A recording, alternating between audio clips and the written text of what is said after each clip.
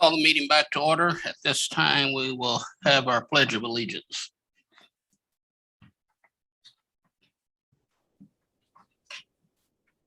We're going to turn it over to Lillian Thornton, and then you'll get a chance to meet this young lady, a Topeka High student. Ms. Thornton? Hello, can you hear me? Yes, ma'am. Awesome. Okay. I pledge allegiance to the flag of the United States of America and to the republic for which it stands, one nation, under God, indivisible, with liberty and justice for all. Ms. Thornton is an outstanding student, and it's so exciting to have a T High student in the house this evening, in part because it is the 150th celebration month, it's homecoming month, and so many other activities, and because she is a senior of the month. I'm going to turn it over to board members to ask any questions of Ms. Thornton that they'd like to ask. She is an exceptional young lady. What are you doing next year?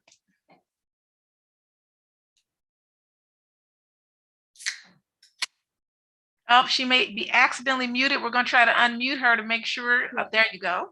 Okay. All I know is I'm definitely going to college and I want to study creative writing and visual art. But I'm not sure which college because I'm going to do the Questbridge program where you rank a lot of different colleges. If you had your dream college, which college would that be? Okay, that's a difficult question because they give you 12 to rank and I'm really bad at choosing favorites. But what I know right now is my number one choice is Yale, and then my number two choice is Washington University in St. Louis. And then I can't decide for three between Swarthmore and Columbia, but I know that I have a lot of different colleges on my ranking list. So Yale, I guess. That's a fantastic list. When you think back over your career in Topeka Public Schools, did you start in Topeka Public Schools? Have you been educated in TPS since kindergarten, or when did you start with Topeka Public Schools? It was kind of like in and out. So in the beginning of elementary school, I went to Lynn Elementary, which is now the Gifted Building. But Right. after that was down, I went to 437, and then after 437, I went back to 501 for elementary school, and then I went to Topeka Collegiate for middle school for all 3 years. So I've kind of been like weaving my way through school districts, but I stuck for Topeka High, so I've been a part of 501 on and off for a while now. I've been at Topeka High for all 4 years though. So when you think back over your educational career, do you have a favorite teacher? No. I'm gonna get in trouble for answering that. I have so many. So I don't know. I love teachers. I think they're amazing and they do so much. And I've loved at least one or two or three or all of my teachers every single year.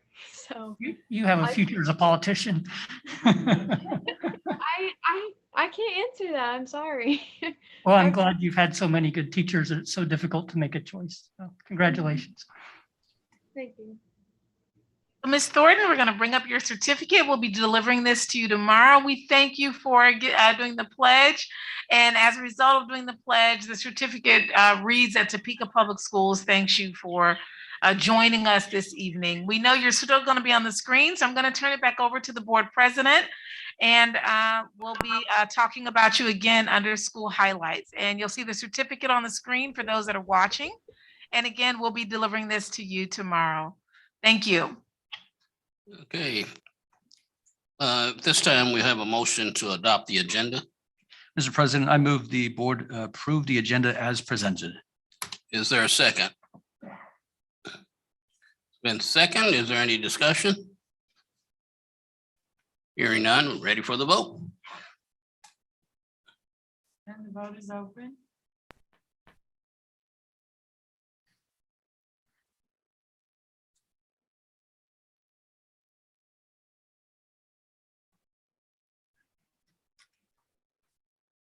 All votes are in.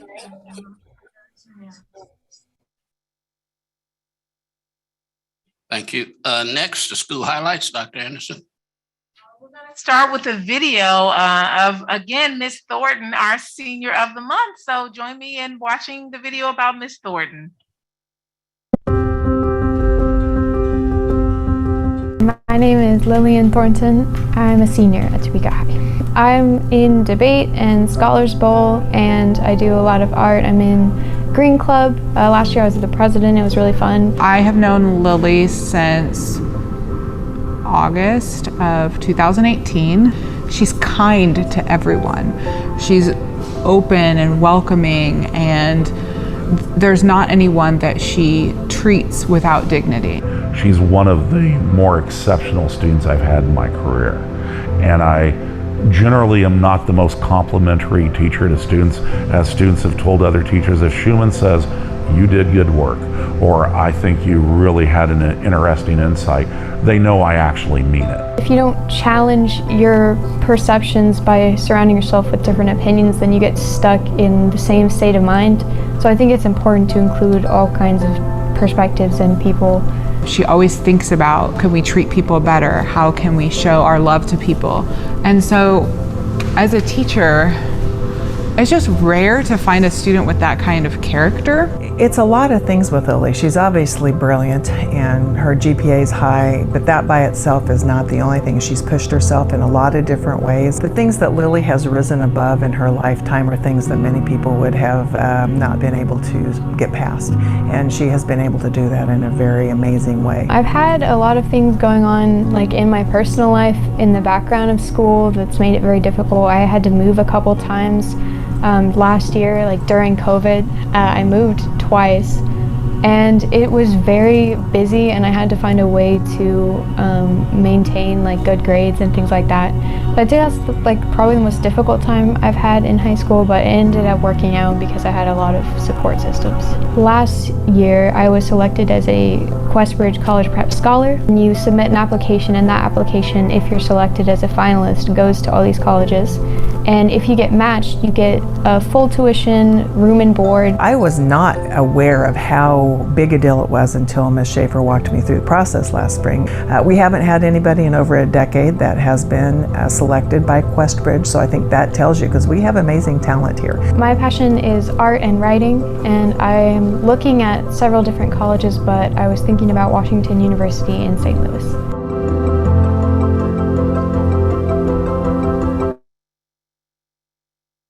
Thornton, we are so proud of you. And I believe Miss Morrissey is on with us this evening. Miss Morrissey, are you on with us? And if so, I'm going to turn it over to her for just a moment if she'd like to make any comments, or Miss Schaefer, any of your teachers. I'm sorry. You cut out a lot. My internet connection seems to be unstable. Could you repeat what you said? We just wanted to say you are amazing, and Miss Morrissey is going to share with others how amazing you are. Miss Morrissey, do you have some comments? I do. Reverend Williams, members of the board, Dr. Anderson. It is always a privilege to be the first to present a student of the month to all of you.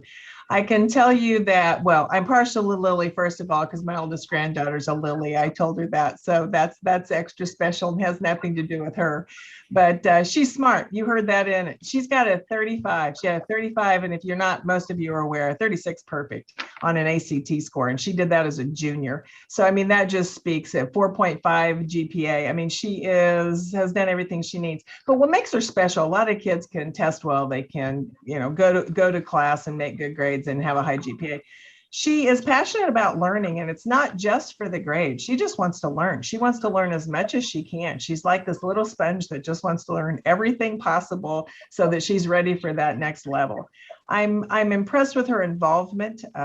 She certainly is, the art. She has very varied talent. She is truly a Renaissance girl because she can do so many things and is involved in many ways. But I am most proud of her because she's persevered. She alludes to the challenges. I won't embarrass her, nor would I share her story. But if she were to tell you her story, she had reasons to fail, and instead she chose to excel. And for that, I could not be more proud of her. She has been able to handle transitions and challenges. She has not been afraid to ask for help. She has never seen that as a weakness. And the other thing I am so proud of her for, she's courageous. She has stepped forward to report things that were hard for her to do, but she did it in the best interest of people, even if they would be mad, because she wanted to protect them and take care of them. And again, you have to read between the lines, but adults can struggle with that kind of courage. And she has shown that. She is going to be a success. She is going to change the trajectory for her entire family. I look for brilliant, great things from her. No stress and no pressure, Lily, but I'm guessing that in the next few decades, you could be on the Hall of Fame upstairs. So go for that, because you have that kind of talent. And the Quest Bridge just gives you yet another example of the kind of young lady she is. And I'm telling you, whether it's Yale or WashU or whoever it is, I don't think they even know yet how blessed they are going to be that she picked them. It's not going to be the other way around. So Lily, it's such a privilege to present Lillian Thornton to you as our first student of the month representing Topeka High School. Justly deserved. Great young lady. Thank you, Miss Morrissey. And it's so wonderful seeing you light up on that screen with that beautiful smile. I know board members have asked some questions. Any other questions or comments, board members? One quick comment. One of our former colleagues on the school board, Dr. Peg McCarthy, is a Yale graduate. And so if you need a local contact, I'm certain that Peg would be willing to give you her impression of Connecticut and her years there at Yale. So if that's where you ultimately, if you're thinking Yale, then I'm sure Peg would be happy to lend a hand. Thank you. That's really valuable. And with that, and I think on that note, we're going to pull up your certificate. I think that's just a fantastic idea. On that note, perhaps Dr. McCarthy's children just graduated from Topeka High not too long ago. So we'll perhaps create an opportunity for a little lunch buddy conversation about Yale, should you elect to go there. And we want to go ahead and share with you the certificate, which again will be delivered tomorrow along with the first one. Topeka Public Schools recognizes Lillian Thornton as the September Senior of the Month. We are so very proud of you. Congratulations. That concludes this portion of this highlight, unless Ms. Thornton, any final comment that you'd like to make? I just want to say thank you all for your time, and I'm really embarrassed, but that was very, it was wonderful. Thank you. You're welcome. And that video is now on our social media. Now that we've shown it, it'll also be on our YouTube. So feel free to go online and share that with other friends so they all can join in congratulating you on your Senior of the Month award. All right, with that, as we talk about our next highlight, our next school highlight is Invista Credit Union. And with us this evening, I believe Ms. Green. So Invista gave us a call not too long ago, and they had flowers for every nurse. And they wanted to honor every nurse. So Ms. Green, can you share a little bit about this project last week and all these smiles that you brought across the district, why you did it and what exactly you all did? Yeah, absolutely. We were so happy to be a part of this. We just decided, we heard kind of through the grapevines in Topeka of how hard nurses were working and really just a role that they've played in the, COVID quarantines and everything that goes on. And we just wanted to send them a physical reminder of just how amazing they are and, just the impact in their communities and that we appreciate them. So that was our idea behind it. So you went to every school, correct? That's right. So they took one day last week, the Invista Credit Union team. They went to every school. They brought the nurses flowers and gifts and just let them know that they are loved by the community. And they really did it just out of the goodness of their hearts. So we thank you. And I know last night at Family Fitness Fun Night, there were several nurses talking about how special they felt that someone even outside of Topeka Public Schools, in addition to TPS, just letting them know that they see them and recognize the hard work. So Ms. Green, thank Awesome. you, and Invista Credit Union. You Any bet. You're comments? welcome. Any comments or questions from board members?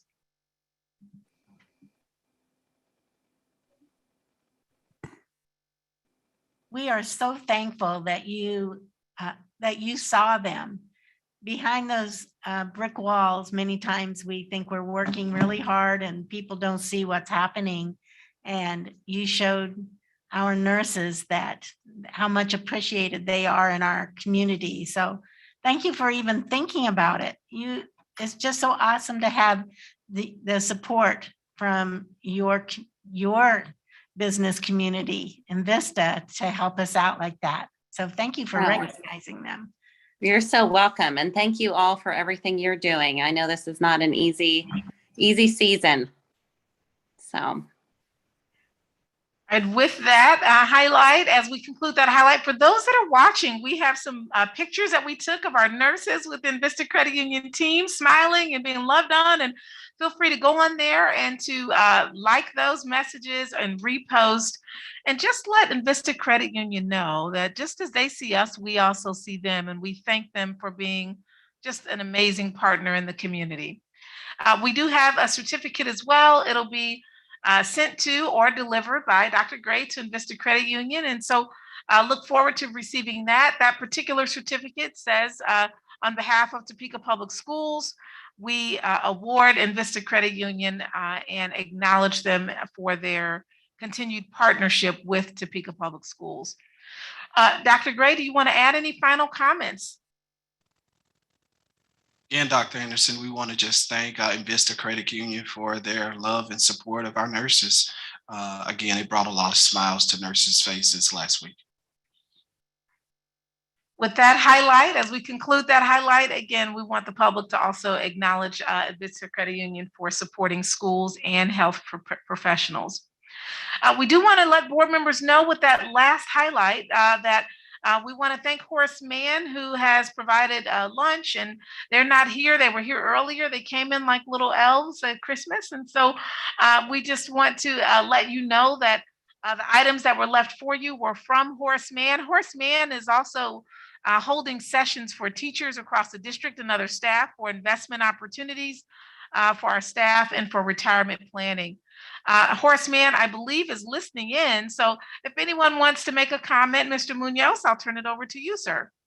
Yes, I just wanted to thank them for working with us, making sure that every one of our staff, that they're prepared and they're thinking about finances and ways that they can set themselves up for years in the future. I know as a younger individual, it's not something that we necessarily pay attention to, but it's important. And so they're partners with us to making sure that our staff are thinking about those sort of things and are setting themselves up for success.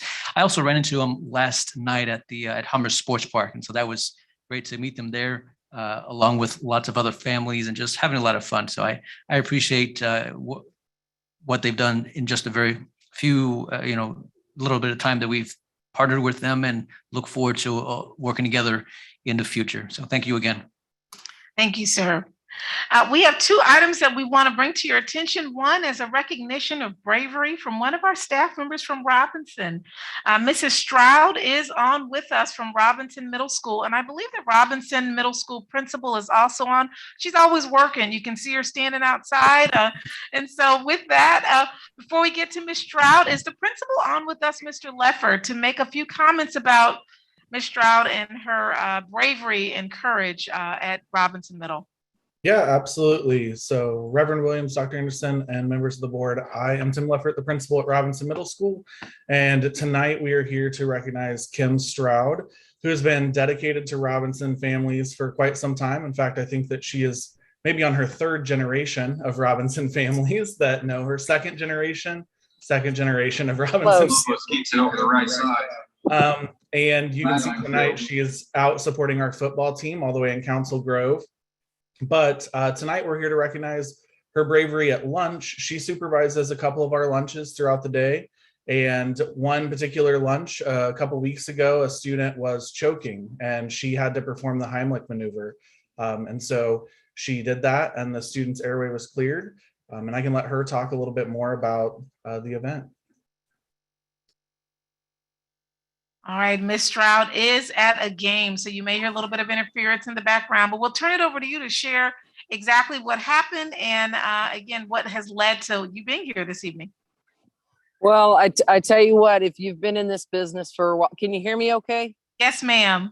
Okay. If you've been in this business for a while, sometimes you just get intuition that something's going to happen. And I just felt like something was getting ready to happen. And I just scanned the lunchroom, saw this young lady stand up, and it looked like she was struggling. And I went over to her and, I just asked her if she could talk, and shook her head no. And I asked her if she could cough, shook her head no. And I said, can you breathe? Again, no. And so I, gave her one good abdominal thrust and cleared her airway. She gave me the thumbs up, started coughing, and here we are today. So young lady's good. I'm good. Was very thankful that I was there to help her.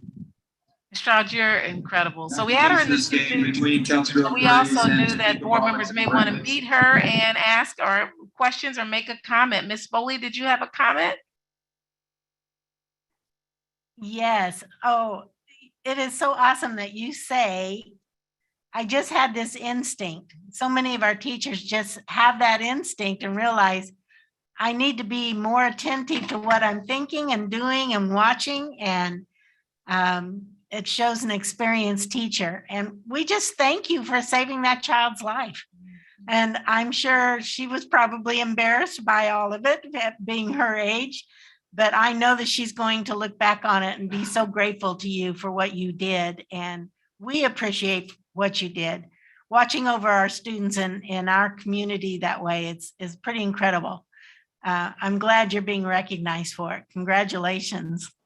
Thank you.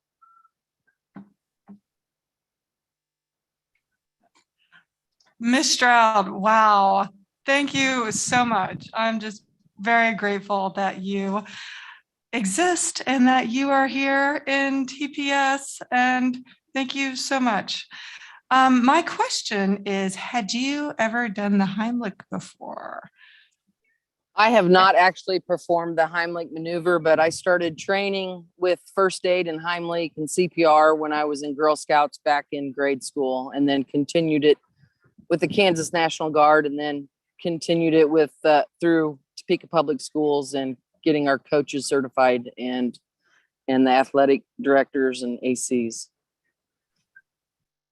Okay, so you didn't even hesitate. Like you felt like, I know what to do. Here I go. I'm putting all this training to work. Correct. Yeah, I'm one of those people, whether somebody gets hurt in sports or in the hallway, I always jump in and try to assist. How's the football team doing? Well, we won. Our varsity won 28-6, and our JV played a couple of quarters, and they didn't keep the score on that. They just wanted to get the guys out there to get some experience on the field. Good deal. Thank you.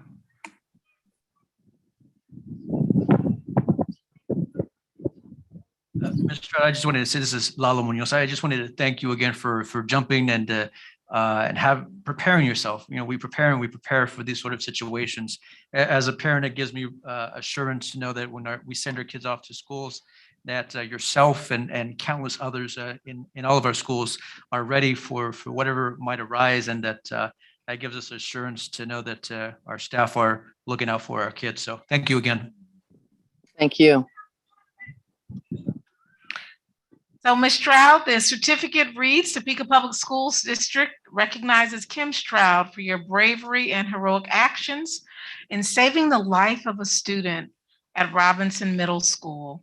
In addition to that, there is an anonymous donor that has donated a $100 gift certificate to Walmart because you are in athletics. You're known to be someone that needs a little bit of everything in order to do the work that you do to support yourself and students and others around you. And so rather than getting something just to a sporting good place, They read about you, and that anonymous donor gave $100 for that gift certificate, which will be delivered to you tomorrow.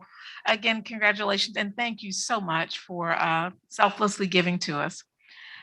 With that, and for you to know, and they're clapping on this end, you just can't hear it from where you are. So for you all to know, for Robinson, at one point they used to have a small, like 14 student trying to have a football team. Now they have like over 40 people that are out on the football team, and it's an all-time high. Enrollment has far exceeded projection, both in school enrollment and on the athletic team, and the great athletic department, along with the strong leadership from Mr. Lefford, is truly attributed to a lot of this continued growth.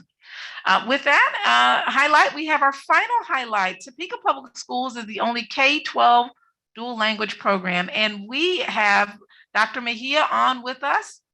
Dr. Mejia will be reading the proclamation to proclaim Hispanic Heritage Month. Dr. Mejia, I'll turn it over to you. As she prepares to read, we also meant to go to the Scott website, but we didn't. When she's done reading, if there are any questions for her about how the year is starting, when she's done reading, we will go to Scott Dual Language website so you can see photos and some various other posts for those that are interested in the elementary dual language program. Muy buenas tardes, Reverendo Williams, Doctora Anderson y miembros de la Junta Directiva y el público.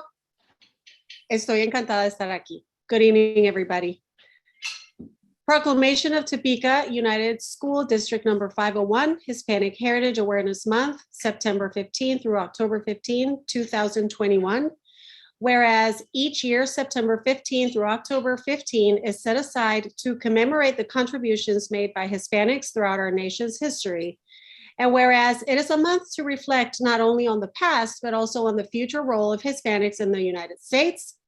And whereas the Topeka Public Schools joins its fellow citizens in recognizing Hispanic Heritage Awareness Month as a means to celebrate the, can we scroll, please? We're gonna scroll down.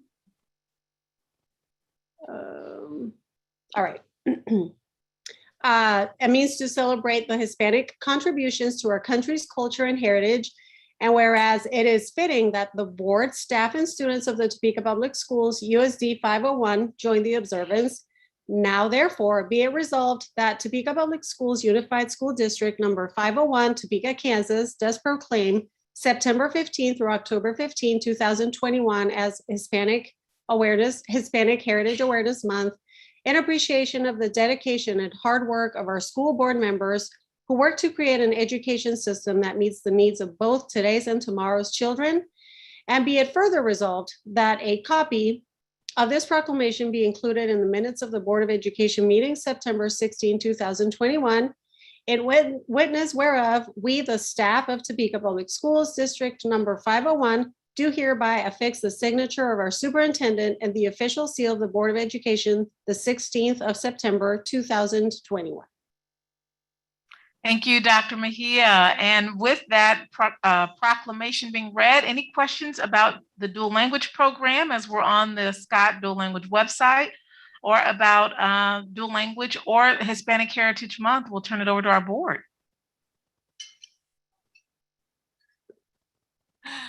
Muy buenas tardes, Dr. Mejia, tú. So, Buenas tardes. Qué emocionante.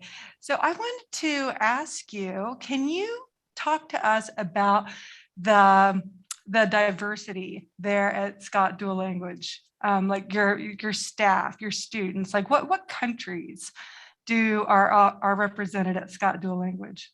Sure. Buenas tardes, Señora Stewart Campbell. Thank you for that question. We love our staff and our students. We use the terminology of the United Nations, a little bit, a mini United Nations.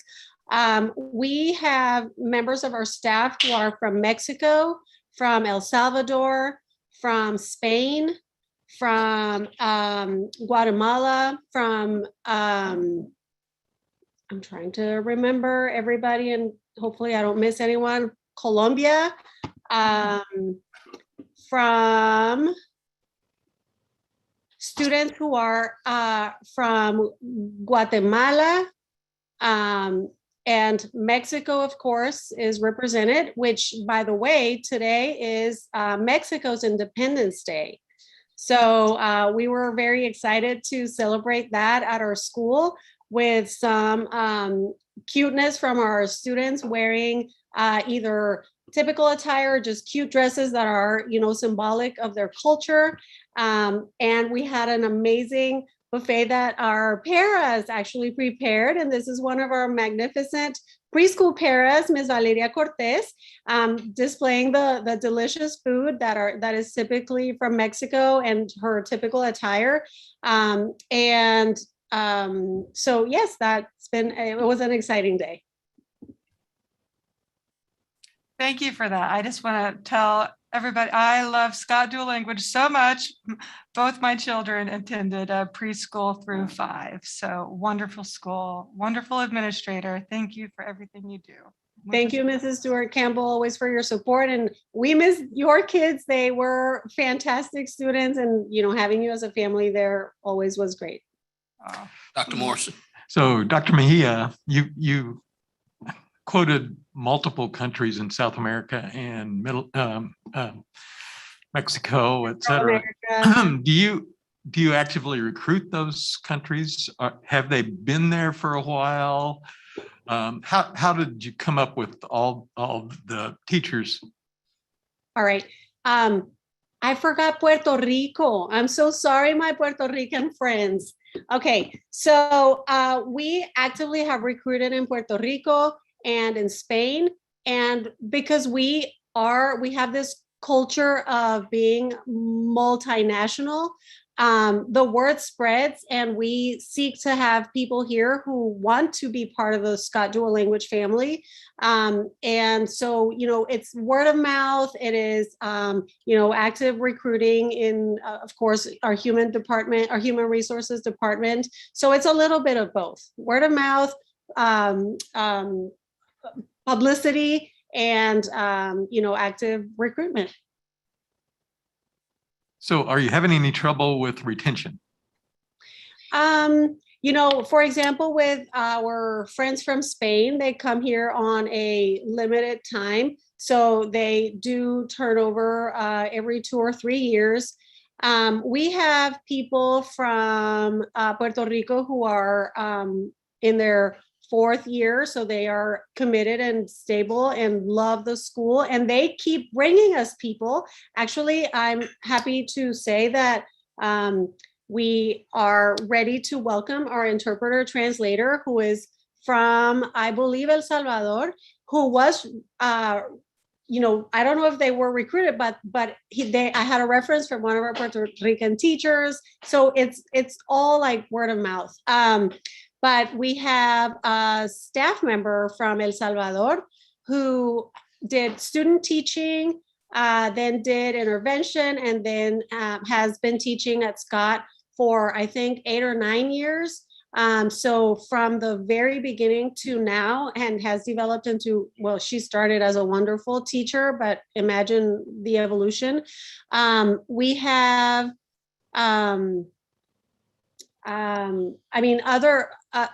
me personally, I started at Scott as a teacher, and non-consecutively, this is my 15th year at Scott. So it's really home. And when you ask about retention, our retention is really, our attrition is really not necessarily about Scott, but of transitioning to other states, or if there's a spouse, they transition to other jobs that require them to move out. But I really have not known or become aware, because we do ask the question, not only from staff, but also from students who leave the program, the reasons why.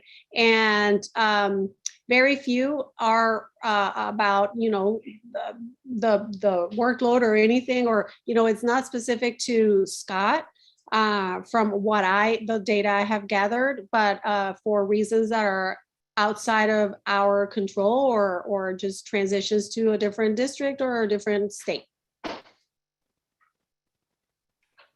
Thank you very much for what you do. And I do believe that Scott dual language is a star in our community. Thank you. And that is because we have the support of our board, not only our current board, but past boards. And of course, our superintendent. We could not do this without you all supporting us because we are, just a very small part of the district. However, we do have very special and specific needs. And without y'all's support, we would not be able to continue growing, improving, learning together, and being part of this community and enriching, the native English speakers' lives and continuing to promote, celebrate, and foster the culture of those who are part of the Hispanic culture. Thank you. Thank you, Dr. Mejia. I do want to share that she has been selected along with her husband, Dr. Kip, to be co-presenters for the state at the Kansas School Board Association Conference for those that are going. She is also a contender to be presenting for the National School Board Association Conference, and we've yet to hear that final result, but we're excited that she will be presenting to the state and again, sharing that we are the only K-12 program, and she'll be sharing some great data in that regard. Thank you so much, Dr. Mejia, for all that you do. Thank you. That concludes our highlights for this evening. I'll turn it back over to our school board president. Thank you, Dr. Anderson. At this time, the next item on the agenda is public communications, and I believe we have one, correct? As you please come forward and state your name and address for the record. You have 3 minutes to address the board. We ask that your remarks to the board be respectful. If you should have a complaint against a specific employee, we ask that you submit your written complaint to the superintendent. If the complaint is against the superintendent, please address your written complaint to either me as board president or to the clerk of the board. Thank you. Floor is yours. Name's Jeremy Gibson. I live at 928 Southwest Fraser. Good evening, ladies and gentlemen of the board. I come to speak to you today on the current state of affairs in regards to COVID from a community member's perspective and a parent's perspective. I do not speak on behalf of my association, my executive board, or any other entity affiliated with NEA Topeka and KNEA. In this context, I'm just a community member and a parent. First, what you have done in 501 during the past year is commendable. We made it through intact, perhaps a little weather beaten, but we're still intact. I appreciate the information, the testing, the vaccine distribution, and what we did to get through the past school year was commendable. And I do want to offer a round of applause to for you making it happen. There are reasons why the White House sent dignitaries to see 501's impact. And that's because of you. And then we paused. We just completely understood.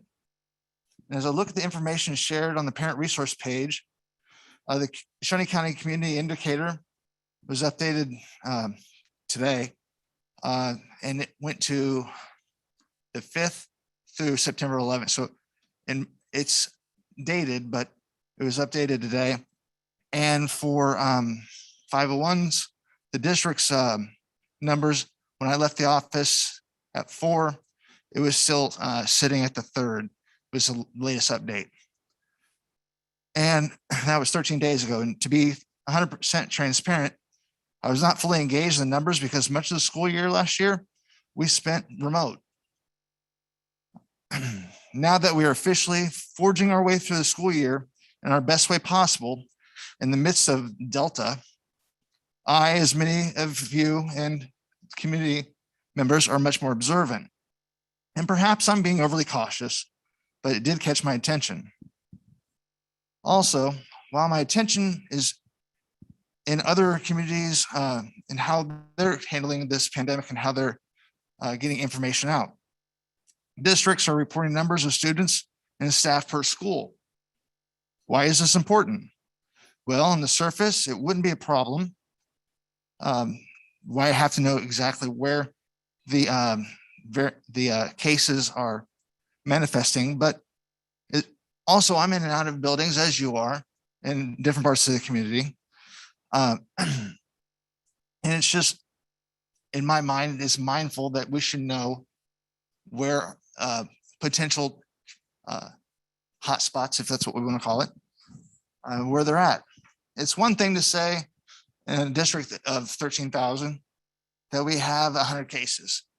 When you look at it in that context, that's minimal. But if you say we have 100 cases, fair enough. Okay. If we have 100 cases, 60 of them are at one high school, 40 at an elementary, that changes the dynamic of the conversation. Finally, I completely understand this topic is very polarizing. And there's going to be entire swaths of people in our community who are overjoyed or greatly frustrated with whatever comes of discussions and decisions that you're having to make. It could even be a wedge issue in an upcoming election. I say, so be it. To be blunt, I'd rather have people angry and alive than the other. I ask each of you, in moving forward, to think long and hard and deeply debate the topics of COVID that are before you. This decisions you make today may not seem, it may not save you in terms of popularity, but it can protect the well-being of students and staff, all of which are under your leadership. As an active community member, I anxiously await the conversations and how your discussions will potentially impact the state of education in Topeka Public Schools. I'm taking notes and extending an outstretched hand to the board and district as you move forward. Thank you.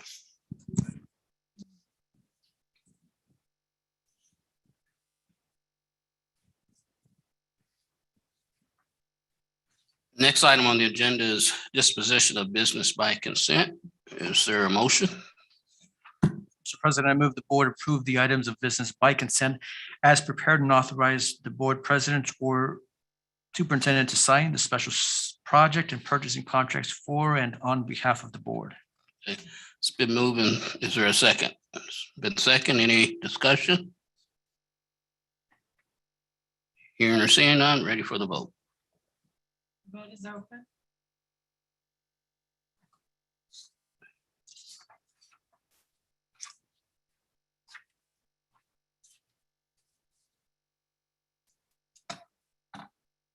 All votes are in and the motion carries unanimously.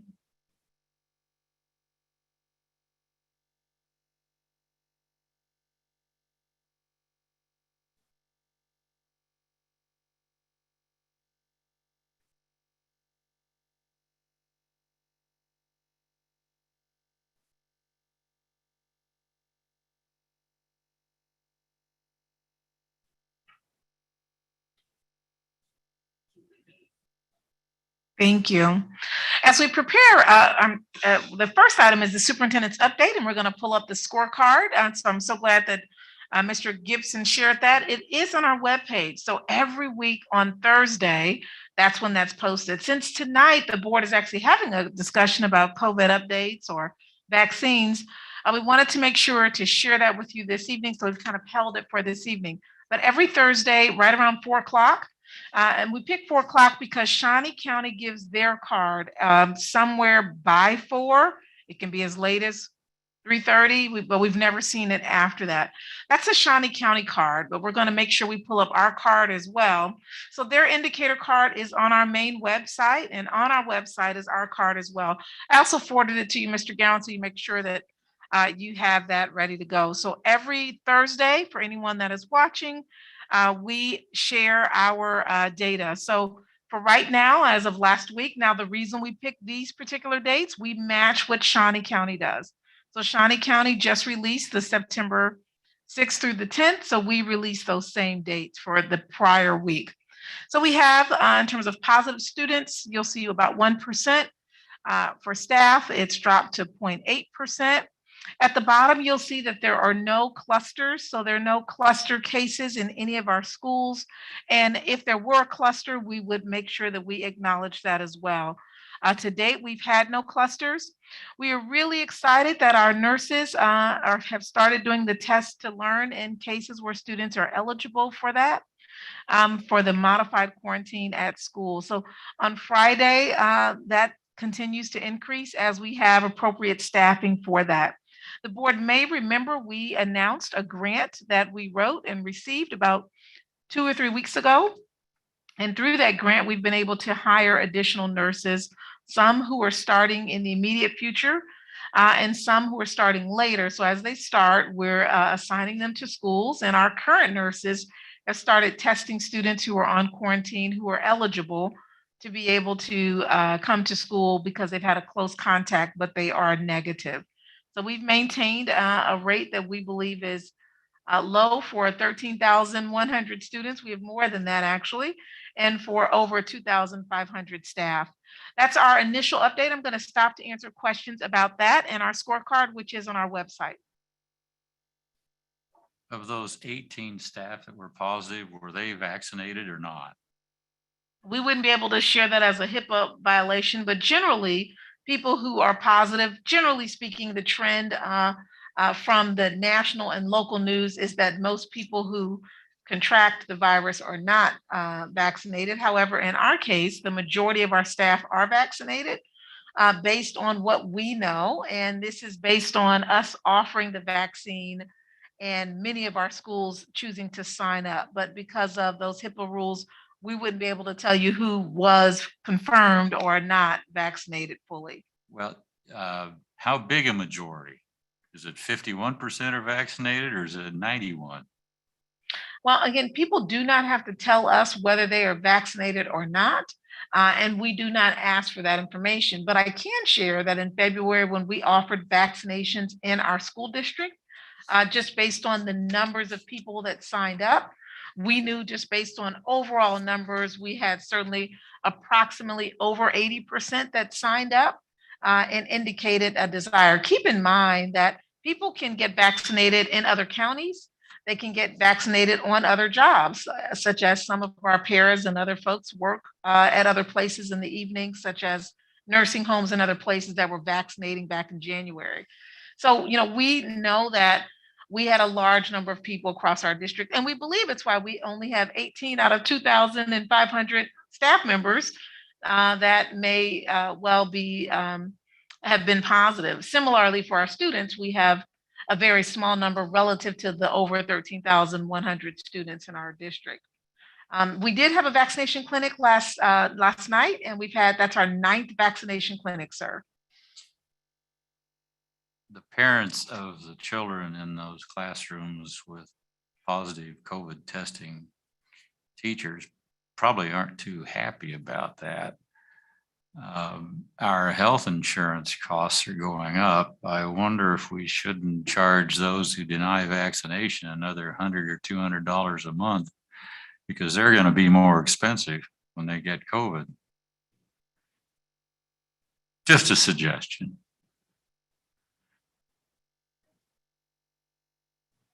Could you define what cluster means in TPS? What constitutes a cluster? Thank you. Well, and if Nurse Botter is on, we'll pull her up. I'm not sure that she's on with us this evening. However, we don't define the cluster. The health department tells us if we have a cluster. So they make that determination. I believe part of that determination is in part based on not just number of people, but also how that spreads in a particular place in terms of whether it's from the community or within the school. But the health department would be the one to tell us we have a cluster. And then that would determine that rather than us. Mrs. Botter, do you want to speak to the cluster? And if I needed to correct any statements, please feel free. Yes, and I apologize. I had a phone call from the agency that's helping us with nursing staff just as this question came up. So I was a little distracted there, but good evening, everyone. Yes, a cluster is defined by a certain number of cases taking place within one building or one location. And as of yet, the health department has not identified any 501 building as being a hotspot or cluster of any kind. And so that's a very positive thing that our mitigation techniques are helping to keep the spread out of the schools. Thank you, Nurse Votter. Just follow up to what Mr. Gibson said. If there was a cluster at a school, would the public be informed of that? And Ms. Potter, I don't know if you want to add to that. Sure. Go ahead, The Ms. health Potter. department would provide us with the direct, and I'm sure that that would become announced as you see it on the news every evening. They announce some of the local areas that are clusters. It's possible that it would be on the news. And of course, you know, Dr. Anderson and you all would have the input on how that would be shared. We would not be hiding anything, as we've always been transparent on our policies and our plans. So, you know, I don't know that I could answer better than that, but I see no reason why that would be a hidden finding were that to happen. Thank you, Nurse Fata, for further clarifying that. You may have noticed that the governor put together a work study group on education, and they actually have posted the clusters in the state of Kansas yesterday, and they have been posting those as well. So again, it wouldn't be something coming from us or that we could hide. It would be coming from the health department, and they'd be telling us, just as they've been reporting clusters across this county and state. Thank you for that clarification. I have a question for Ms. Cope. Dr. Anderson quoted HIPAA for not allowing people to say whether they're vaccinated or not, but we have children who are required vaccination. We ask them whether they're vaccinated or not, and they actually have to bring evidence that they're vaccinated. So is there a difference for teachers and staff and adult? The difference being that when we require health certifications from staff or vaccine proof of vaccination status from students, that is all based on state statutes that specifically indicate what the staff member or student would be required to present. And the vaccines that are included in that, or the health certification, what's included in the health certification is specifically outlined in state statute or regulation.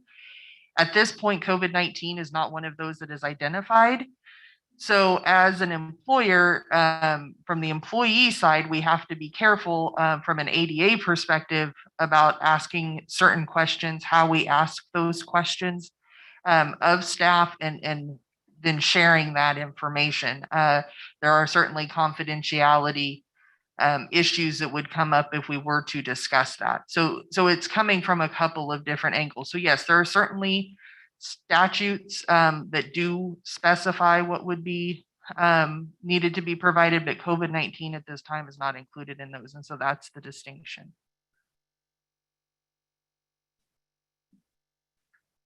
You're looking at me like maybe I didn't answer your question. No, you do answer the question, but it's become COVID-19 is so political that it just doesn't. It makes no sense to me that we can't ask if they're vaccinated or not. And let me be clear, it's not. I don't know that it is definitive that we cannot. The guidance that we currently have is that you may be able to ask. You need to be very careful how you ask. You have to ensure that not only are you asking the correct way, that you ask the correct people in the correct circumstances. And so there's a lot of things to consider on that. As I have mentioned previously in board meetings, one way that some of that can be possibly mitigated is the idea of, if you don't want to wear a mask, please provide proof of vaccination. If you do not want to be tested, please provide proof of vaccination. So we're not requiring that people provide us that information. We're simply saying, if you want to do X, please provide proof. If you don't want to do Y, please provide proof. So that is one thing that could be explored, and I believe that other businesses and agencies are exploring. So I don't want to be to be confused that I'm saying, there's absolutely no way that this can be done. I'm saying that if we do approach this and it's something that the board indicates is important to them regarding vaccine status, certainly of staff, and we certainly have more flexibility with staff than we do with students. Students, it again would be a different question because really the only reason we can ask the questions about vaccination status of students is because of the outlined state statutes. I once had a professor in law school who said the law is a marathon, not a sprint. Sometimes these things move faster than the law can.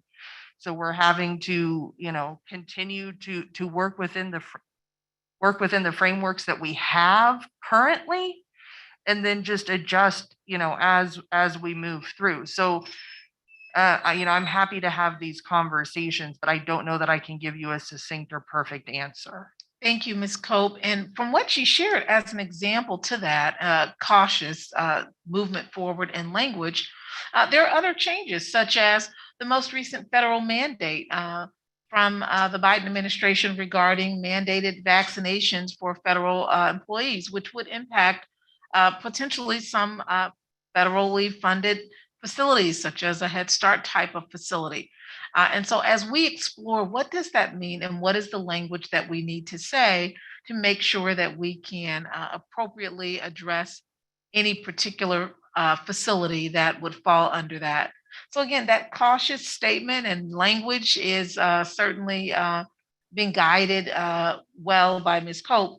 However, as a broad rule, when someone comes to work, we can't just say, are you vaccinated or not in that space? Nor did we ask in February when people signed up. But we do know, since we were able to help with the sign up, that we had large numbers from all of our schools and departments across the district. And thank you again, Ms. Cope, for that answer.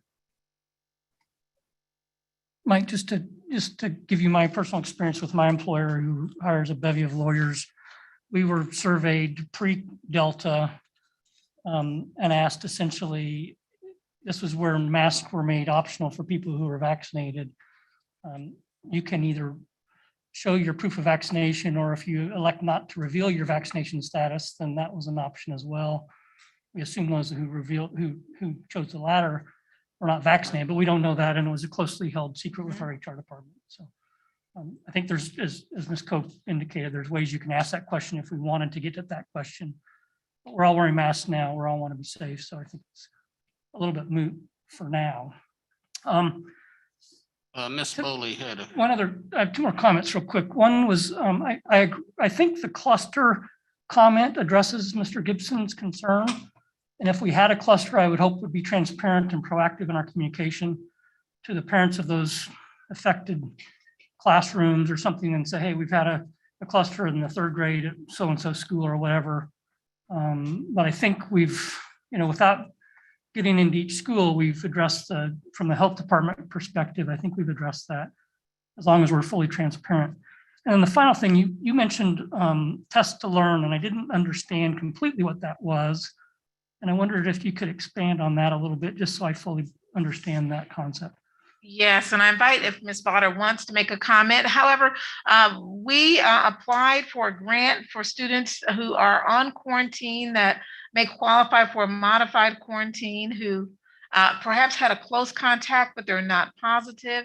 And there's no one in their home that's living in their home currently that has COVID, that as a district, we are allowing and will allow in the future those students to be able to come to school and be tested daily through the period of their quarantine and be able to go to class. So for example, if Ms. Stewart Campbell were sitting next to another person who later was COVID positive, normally Ms. Stewart Campbell would have to go home even though she was not positive, and she'd have to stay home in quarantine if she was an elementary student or just a non-vaccinated student. Now, Ms. Stewart Campbell can keep coming to class and be tested daily. in that regard by a tester. The problem exists in that we have nurses who have school nurse duties that they need to carry out.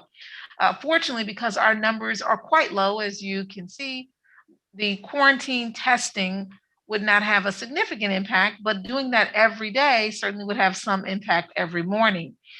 We would be asking those families to bring their children that they wouldn't ride the bus, because if they are positive, they'd have to go back home. But that is an alternative for some families who may want to take advantage. We have identified a service provider, since there is a nursing shortage, but a service provider to assist with providing medical assistance. And we posted on our website both medical assistants and LPNs. We have since hired 3 individuals, 2 LPNs and 1 medical assistant. Of course, they have to give notice to their employer, so we're waiting for them to start.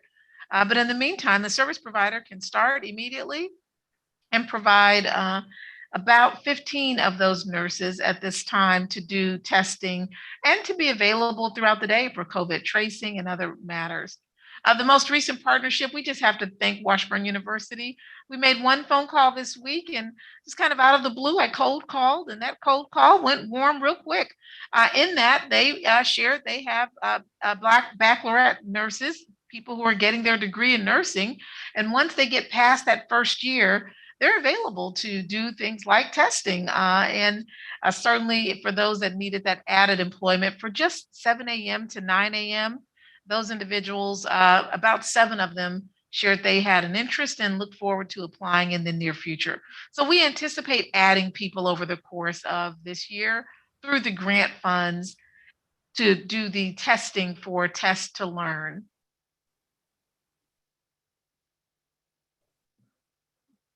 I have several questions that may take both of our experts here.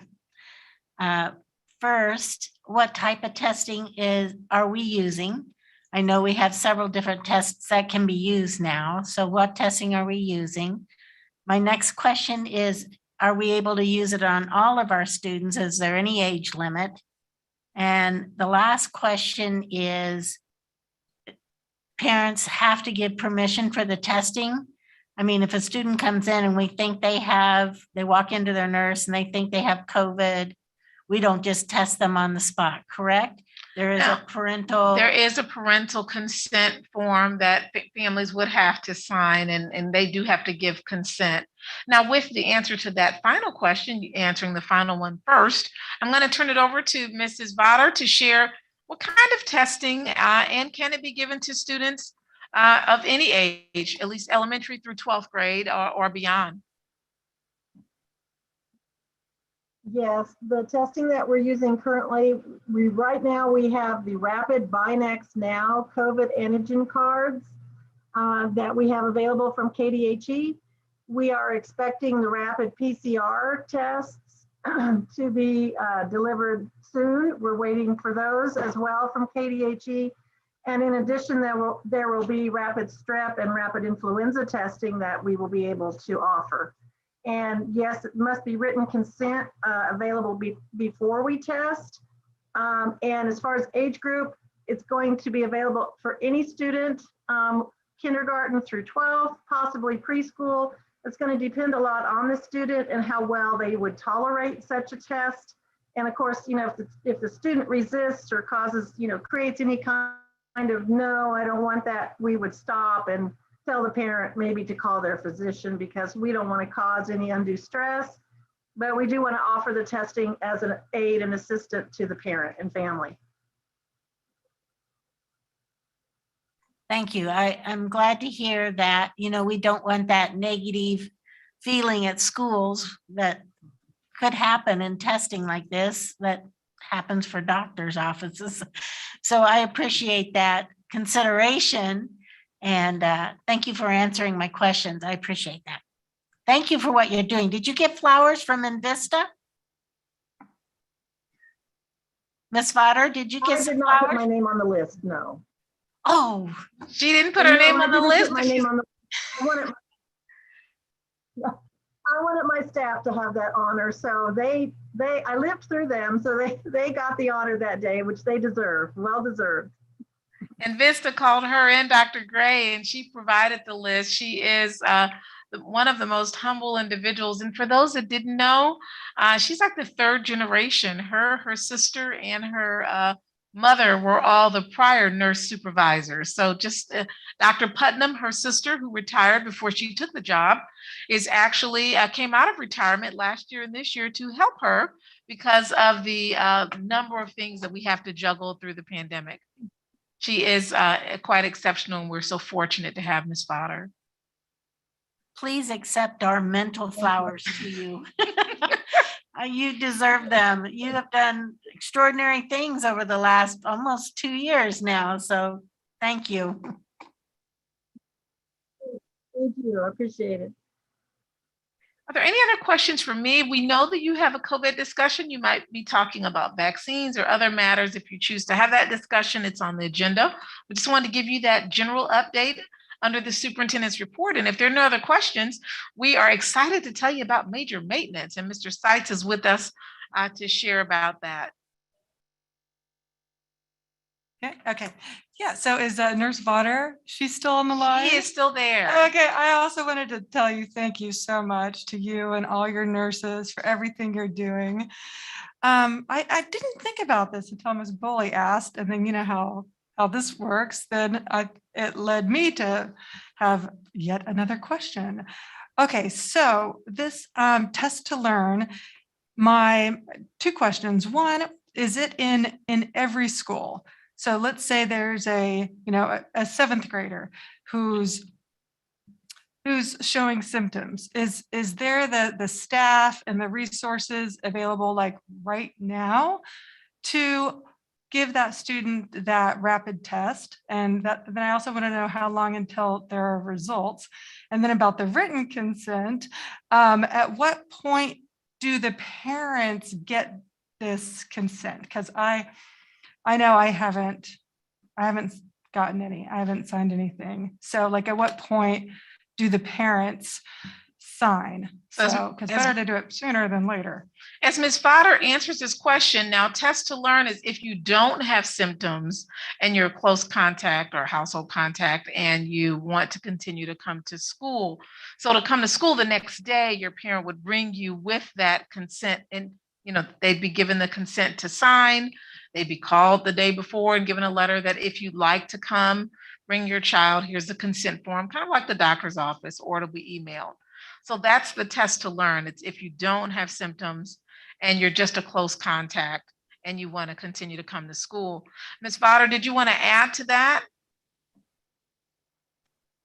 I would just add that testing is available now. And of course, we would have to have written permission first. A lot of times the parents will be there with their students, which is always nice because it adds comfort for the student. And test results are for the test we have now is available in 15 minutes.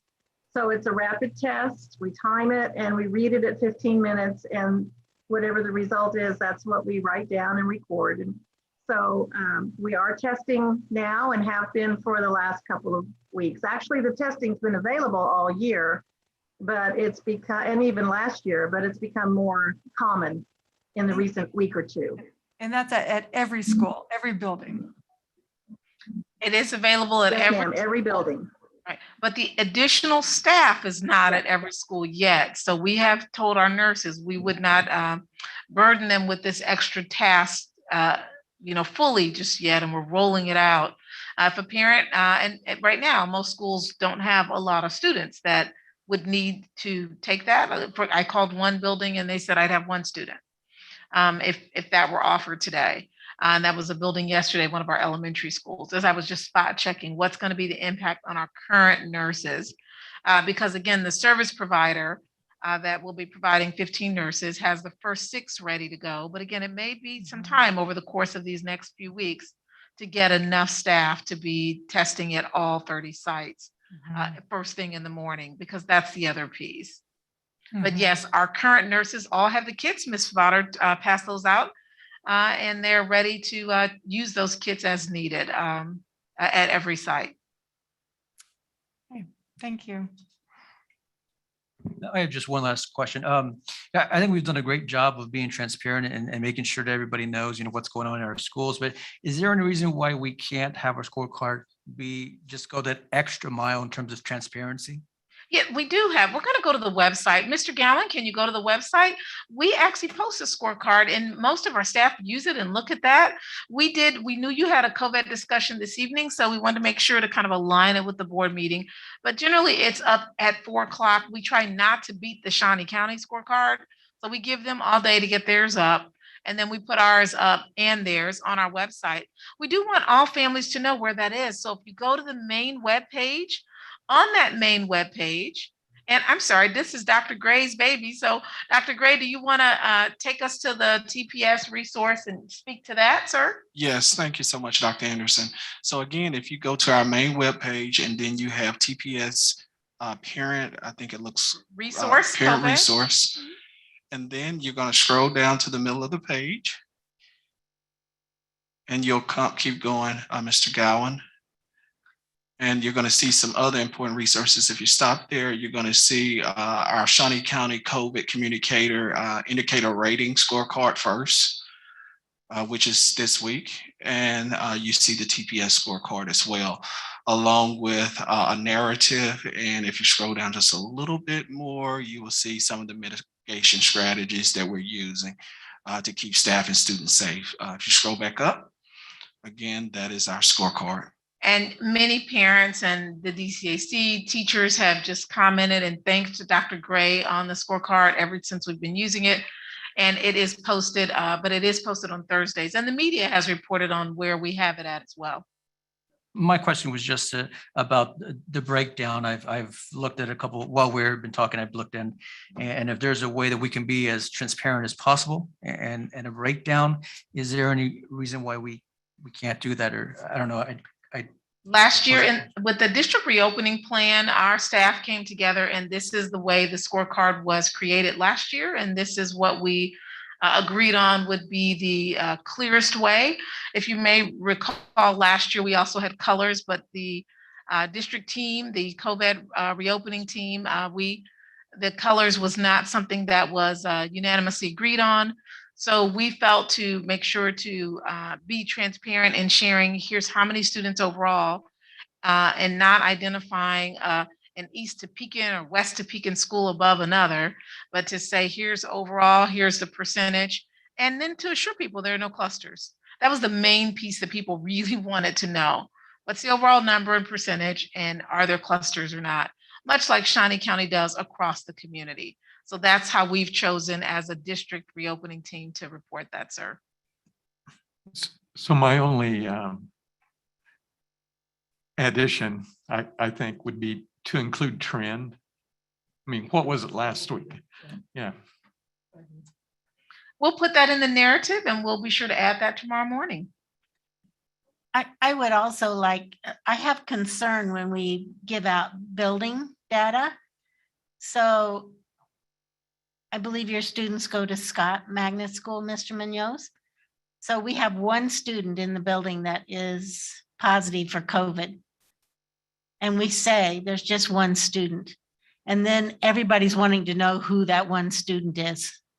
And when we break it down to each building and we only have small numbers, it starts taking away the privacy of those families and students. The teacher may know who it is, the principal may know who it is, but it's not a community, explanation for everybody. And I think it helps protect our students from being targeted or pointed out. When we get down to such small numbers and data, particularly in our district, congratulations to our board, our staff, our leadership. We have just such small numbers that when we start getting down to such minute data, we really start, I believe, exposing people's privacy. That doesn't make sense. I mean, as long as we are communicating with parents when we see the trends of problems, I think that's my most important thing as a parent, to know if there's an issue in my school. And it sounds like that's happening. Yeah. Yes, sir. Okay. Well, with that, a delightful conversation about all the things we're doing and the resources we're adding to keep us all safe. Mr. Seitz is going to talk about how he's keeping us all safe on the maintenance end with the major maintenance plan for this year and the upgrades that different schools will get a chance to experience. Mr. Seitz and Mr. Robbins, did you have any comments that you wanted to make prior to Mr. Seitz? Not at this point, Dr. Anderson. Thank you. All right, Mr. Seitz, we'll turn it over to you, sir. Good evening. Can everybody hear me? Yes, sir. We're going to the next slide. We can hear you loud and clear. Fantastic. And you don't have to move through slides at all. I'm just going to talk through very quickly through the plan. And so with that, I would just like to say, Mr. President and distinguished board members, I appreciate you allowing me to present this evening. And again, I will be requesting approval for the 2021-22 major maintenance plan. And so with that, the following is the detailed list. At Highland Park, we are looking to do a roof replacement on a portion of the building, and the budget for that is $210,000. We are going to be replacing some seats in the auditorium. The budget is $125,000. We're going to be doing some tuck pointing on the west side of the building, and the budget is $30,000. And then we're going to be doing a concrete pad installation for the dumpsters, $12,200. So the total request for Highland Park, $377,200. At Topeka High School, we are going to be replacing the stage flooring, and the budget is $50,000. We are going to be doing some more gutter replacement, and the budget is $38,000. We are going to be doing some more tuck pointing around the exterior of the building, and the budget is $65,000. We're going to be doing a sound and lighting upgrade in the auditorium, and the budget is $165,000. We're going to continue to work on a steam trap replacement, and the budget is $27,500. That will finish that project. And finally, we're going to do a concrete pad installation for the dumpsters, and that is $8,500 for the budget, for a total of $354,000 requested for Topeka High School. At Topeka West, we are going to build an ADA compliant ramp that comes through the center of campus. The budget is $190,000. We're going to upgrade the existing fire alarm system, and the budget is $135,000. We're going to do ceiling and light replacement in building C and E, and the budget is $212,500. And we're going to be doing flooring replacement in building D for a $102,000 budget, for a total ask of $639,500 at Topeka West. At Chase Middle School, we're going to do the first phase of an HVAC replacement, and the budget is $300,000, and that's the total ask as well. At Eisenhower Middle School, we're going to be doing the first phase of an HVAC replacement, and the budget is $300,000. We're going to be doing a large roof replacement, and the budget is $325,000. We're going to replace the tennis court, and the budget is $100,000. And then we're going to be doing a secured entryway in the main entrance, and the budget is $107,000, for a total ask of $832,000 at Eisenhower Middle School. At French, we're going to finish out the flooring replacement. The budget is $40,000, and that's the total ask as well. At Jardine Middle School, we are going to be putting asphalt where the new track is in place, just like we did at French. We're going to put an outside awning in front of the main entrance. The budget is $70,000. And to back up the budget is $200,000 for the track. And then we're going to be doing a concrete stair replacement leading into building D, and the budget is $60,000, for a total ask of $330,000 at Jardine Middle School. At Landon Middle School, we're going to be doing asphalt replacement in the parking lot. The budget is $180,000, and a concrete pad installation for the dumpsters. The budget $7,050, for a total ask of $187,050 at Landon Middle School. At Robinson, we're going to be doing asphalt replacement in the parking lot. $85,000 is the budget, and that's the total ask. Lowman Hill Elementary School, we're going to be completing the ceiling and light replacement in the hallway. $100,000 is the budget, and that's the total ask. At Meadows Elementary School, We're going to be doing a concrete pad installation for the dumpster. The budget is $13,000, and that's the total ask. At Randolph Elementary School, we're going to be doing asphalt replacement in the playground. The budget is $81,000, and that is the total ask.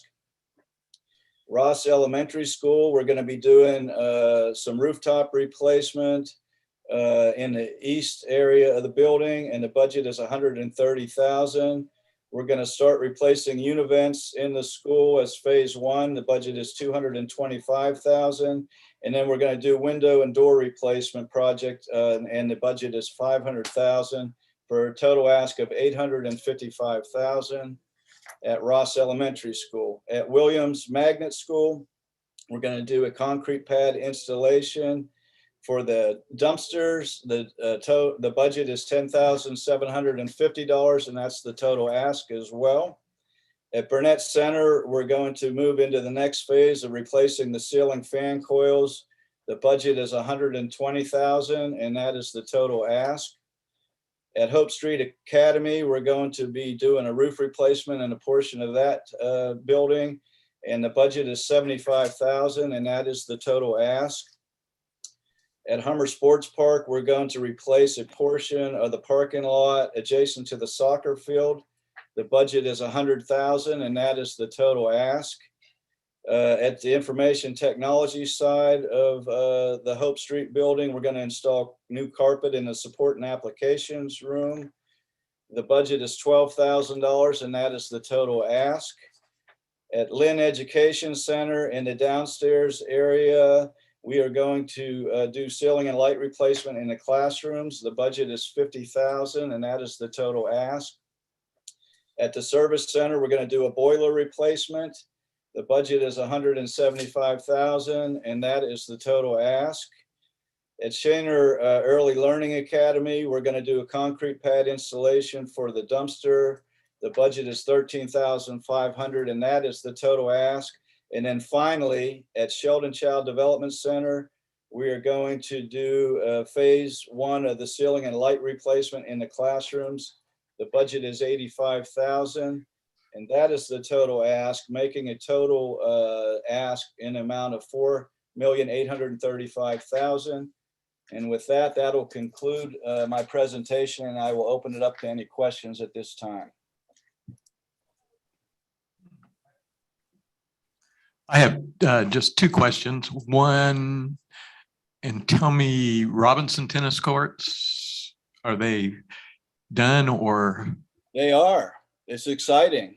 Excellent. I haven't been over. I would love for you to go out and take a look. Now, we do have new nets that we've ordered, and so you might notice that, but we expect to get those in the next couple of weeks. But the courts, it is an improvement to that entire neighborhood. I can absolutely, because it was dangerous for those kids before replacement. So just wanted to make sure. Yeah. And two, and maybe LR can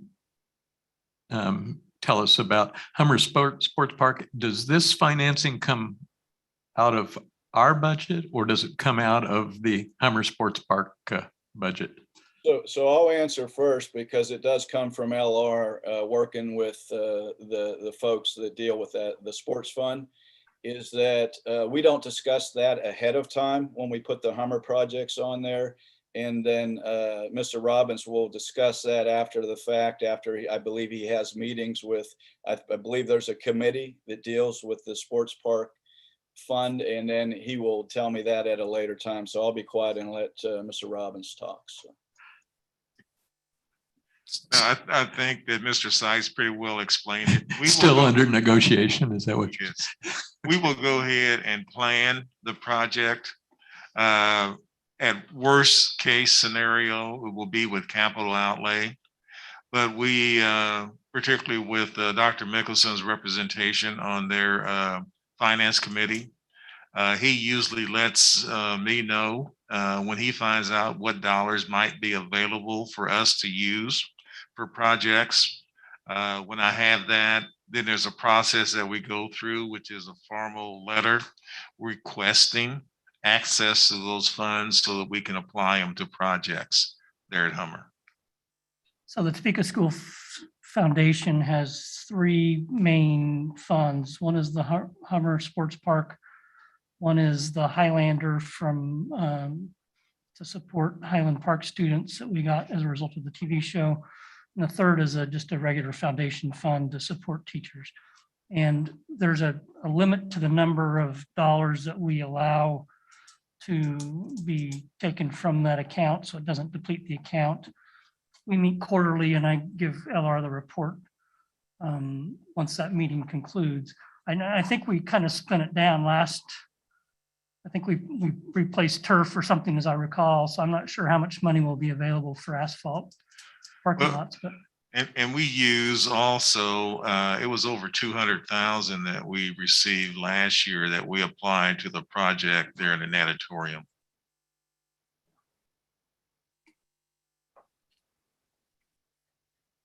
I have a couple of questions. First, when I look at Ross Elementary, that's one of our newer buildings, at least part of it. So the door and window replacement, is this in the older part of the building or is this for all the building? I believe it's only like a 10-year-old.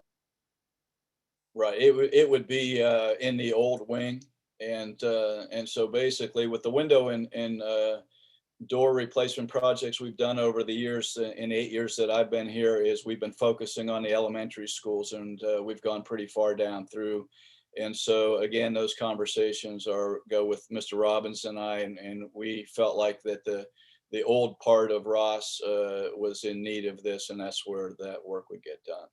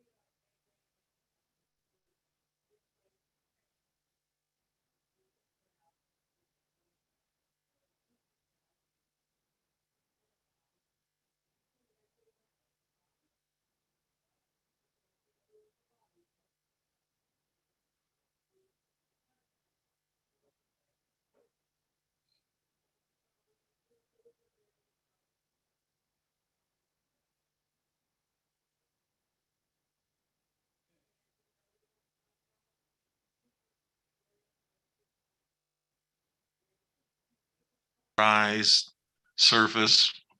For instance, that we have just installed both at Jardine and also down at Quinton Heights for parents as teachers.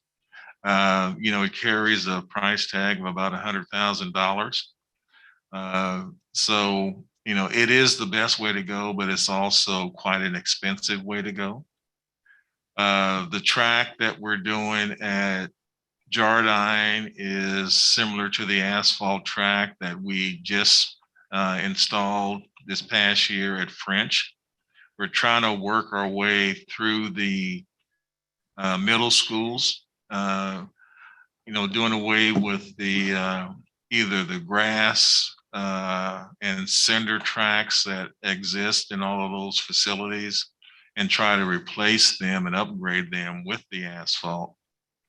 That is the current plan, to work our way and address the remaining middle schools with asphalt tracks.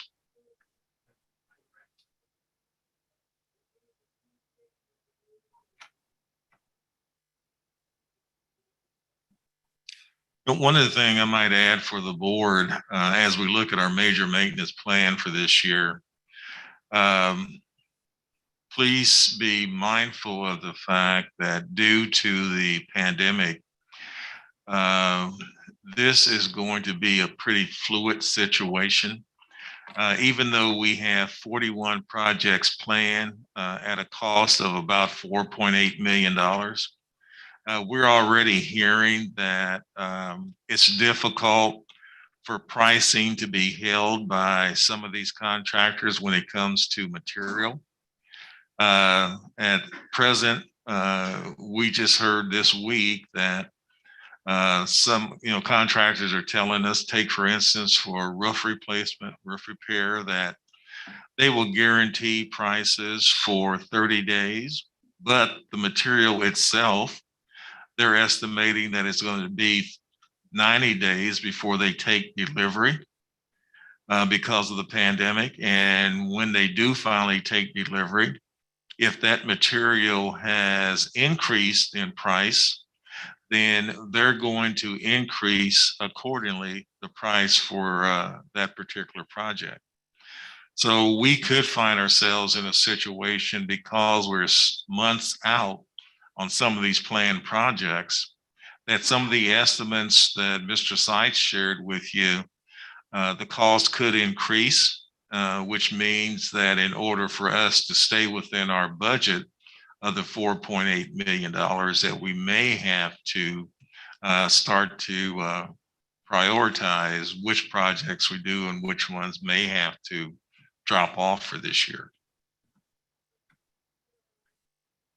With Mr. Seitz's presentation and Mr. Robbins's follow-up questions and final comment, we turn it back over to the board unless there are other questions.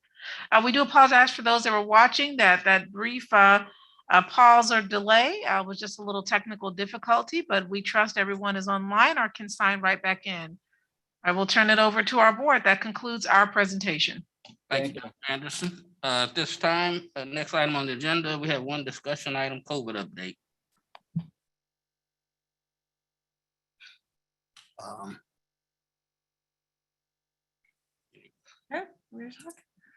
right. So we know that some states and large cities have mandated vaccines for school district staff without the option of regular testing as an alternative.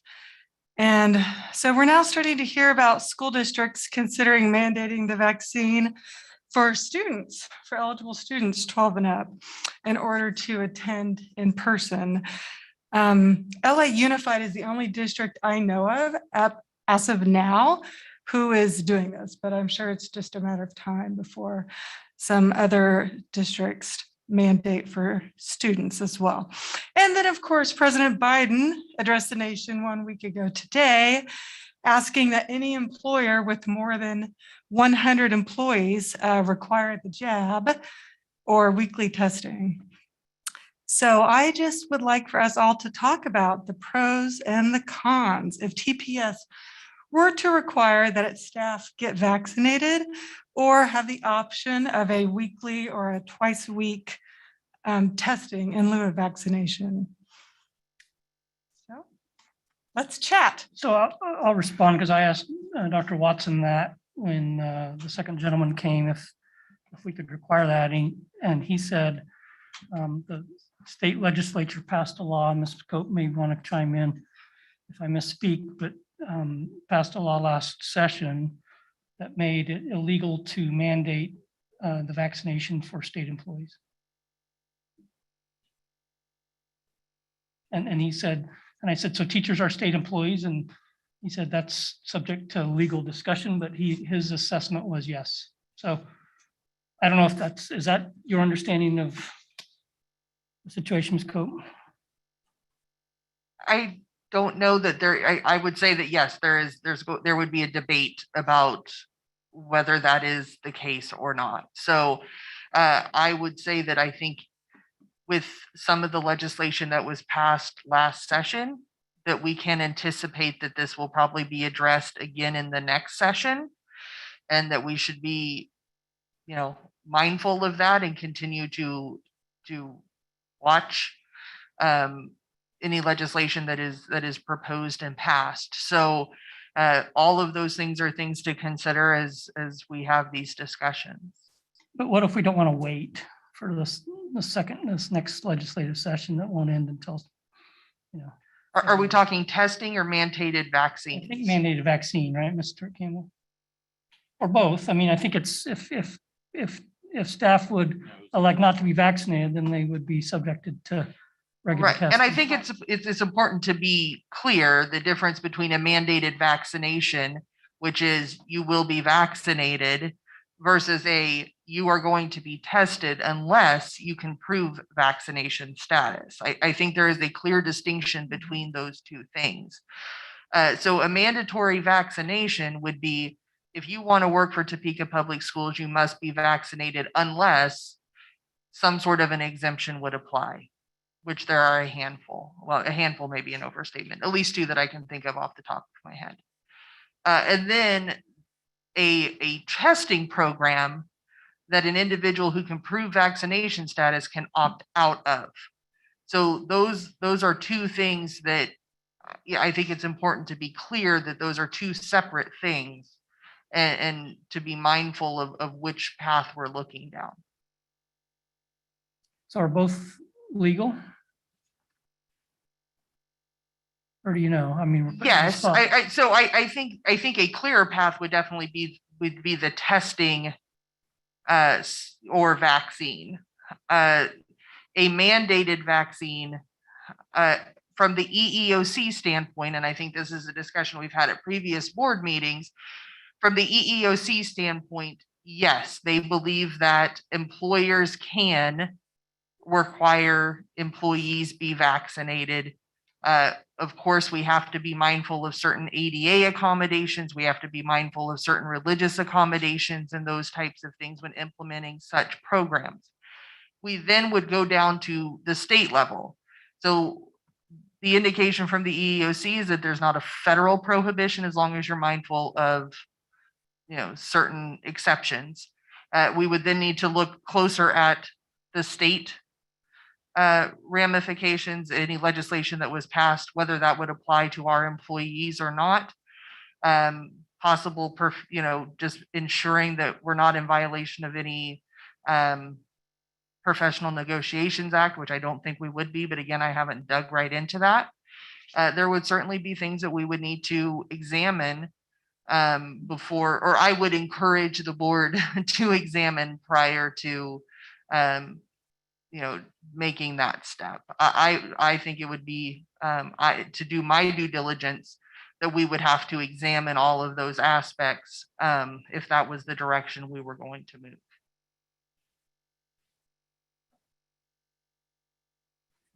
Vaccination is the way you get rid of any plague. Has anyone seen polio or smallpox recently? It's because everyone got vaccinated. We're going to see an extension of the Greek alphabet if we don't get everyone vaccinated. And perhaps we can incentivize our employees The pocketbook's probably the best way to incentivize. I don't believe in paying somebody what everybody's done for free and they're out of their good conscience for the community. You don't get vaccinated necessarily for yourself. You get vaccinated for the people around you, your family, the community. I don't know what has happened to us as a country, but we've gotten so politicized with this pandemic. I think, as I said earlier, if one is not immunized, they have to pay more for the health insurance because it's going to cost a heck of a lot more to take care of that hospitalization, that person that is not immunized. And I guess we don't have to know if they're immunized or not when they get hospitalized or on a ventilator for a month. But that may not be covered under their insurance if they have not been immunized. There's stipulations we can make. Now, pediatricians will not see children whose parents refuse the MMR.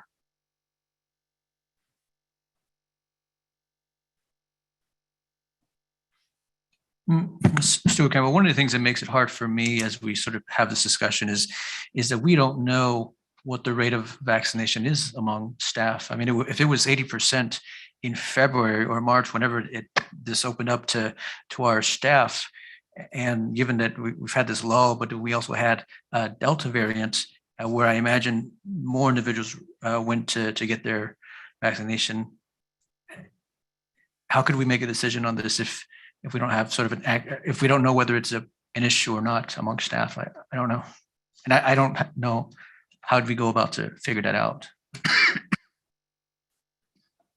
And as we look at our scorecard, we don't have an emergency in our district right now. So a lot of the protocols that we have in place are working. I get concerned when we start mandating vaccinations for people.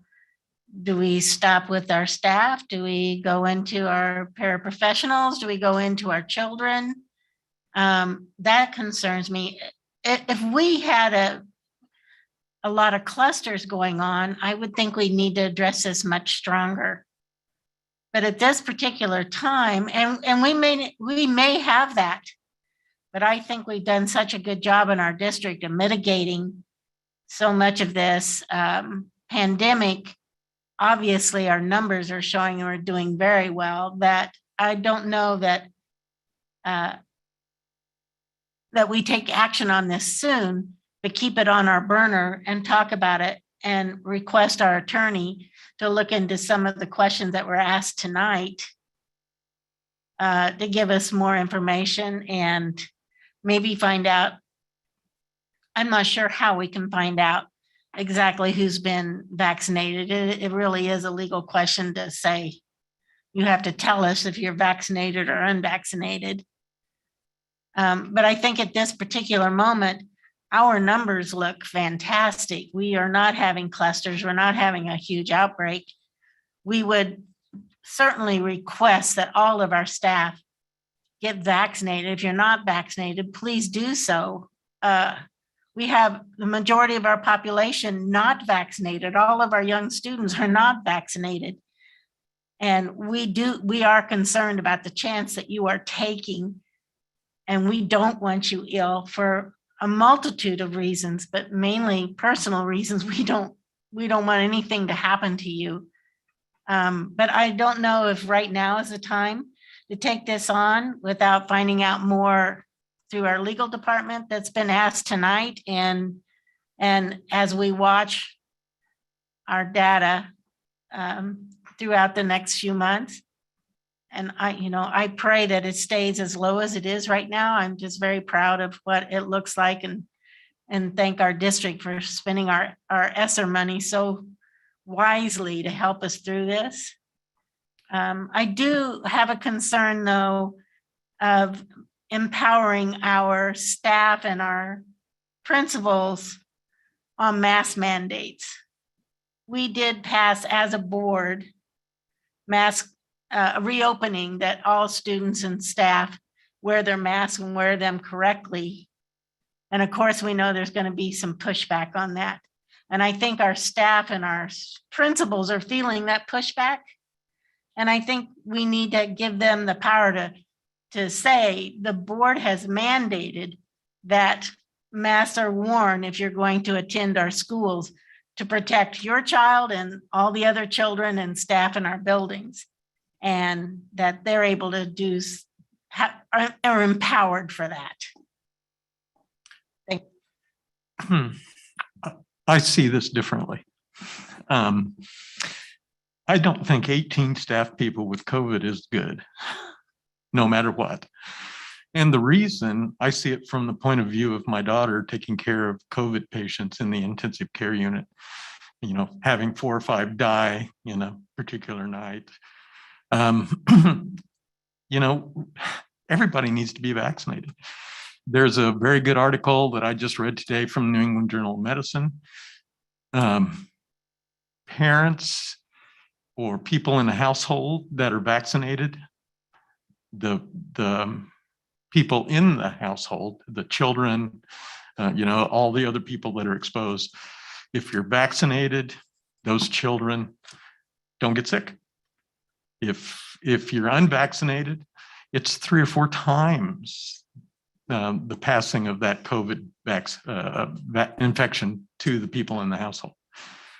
So, I mean, I do believe that our mitigation is very, very helpful. But the only way, and Dr. Pizzino has told me this, the only way we're going to get rid of this is to vaccinate. And he recommends that if you cannot social distance, you wear a mask. If you're not vaccinated, you need to social distance and wear a mask. If you're vaccinated, social distance is okay. If you're vaccinated, mask is okay. So at least 2 things you should do. So, Ms. Bully, I do agree that our mitigation is working, but we're not going to get rid of this until we get vaccinated. And the only way we're going to do that is mandate. I totally agree with you guys that we need legally to look into what needs to be done. That sounds like a good first step is towards your goal of exploring this issue. Make sure that we direct Ms. Cope to look into this, be well-versed so that she can help educate us on this, so that if things were to change in the circumstances may require that we're ready to sort of hit the road running. What do you think? Yeah, for me, this is like an exploratory discussion to educate ourselves. And I also have some questions for administration as well. All right. So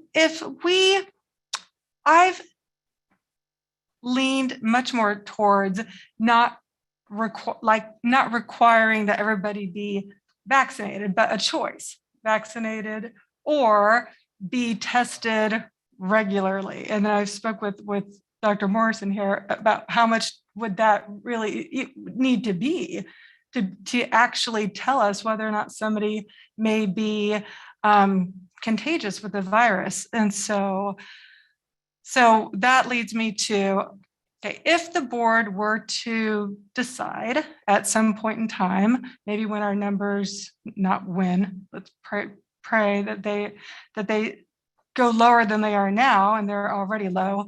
But let's say, hypothetically, we get to a point, who knows, hopefully never, but where we do have to say, okay, we have to do something here. And we're either if you can't show us that you're vaccinated, then you have the choice to be tested. Twice a week, perhaps. Okay, my question for admin is, what are the unintended negative consequences of that? Because I think of like our bus driver shortage. I'm looking at Mr. LR here, and I read about how all these bus drivers in Chicago walked And when, instead of submitting to weekly testing, and these kids stranded without a ride to school, and that's not okay either. So if admin can just speak to us some about what some negative consequences might be. I'm getting COVID's pretty bad, but can you share with us? Oh, also, hold on, a little bit more. It would need to be also this testing during contractual hours. So I'm glad Mr. Gibson is here.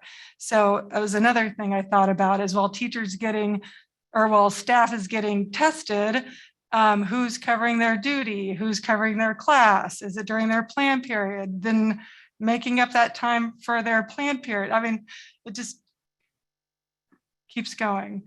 So anyway, now I'm gonna stop and listen. Certainly, if another team member would like to speak to this, or Ms. Cope would like to speak to this, feel free to do so.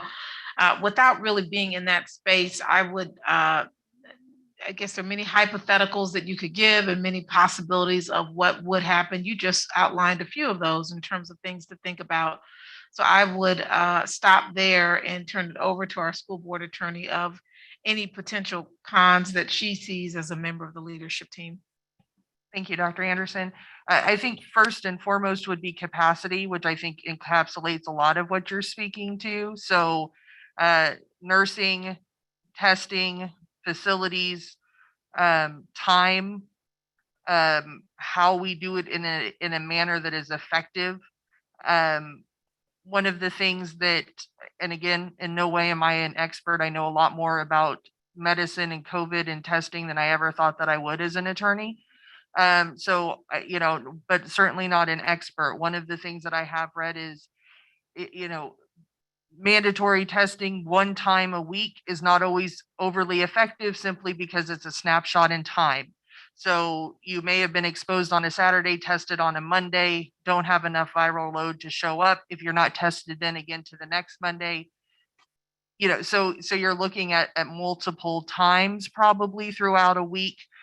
So capacity, I think first and foremost is big. The next part would be confidentiality. If we require staff to stand in a line outside of a room, we're basically saying their vaccine status, or that they're at least not coming forward with their vaccine status. So then we need to be careful about not having a situation of the haves versus the have-nots, or if we do start to see increased spread, people starting to turn on one another and that sort of thing. So we would need to be very, very mindful of confidentiality. The more you increase confidentiality, the more you have to increase capacity, because we have to be more private, more room, all of the, more time, all of those things. So again, all of these things, those are the things off the top of my head that I think we would need to. And I think we also need to be mindful of if the federal mandate moves forward, testing supplies could become more limited. If you're talking about every company that has over 100 employees are going to be required to test their employees. While I think right now, my understanding is that testing is readily available. Could there be a shortage of testing materials? I don't know. And another thing that could be explored would be, if we're in the red, we're going to do it. If we're in the orange, we're going to do it. But if we're in the yellow or the green, maybe we can pull back. So all of these things can be mitigated, or thresholds, those types of things that I think we can continue to discuss. One thing I want to be clear, I'm happy to do the directive of doing the legal research. I do want to make it clear, though, I do not have definitive answers to some of the questions. The law has not been written, determined on some of that. So there's going to be answers to the questions that is maybe, possibly, my favorite legal answer, which is it depends. So I definitely think there is more detail I can provide you and more information we can give you so you can make a decision and an informed decision. But I just want to prepare you. I'm good, but I'm not that good. So to just understand that we're all in uncharted territory, and that, you know, I'll give you the best parameters that I can, but it may not be definitive. It won't be definitive.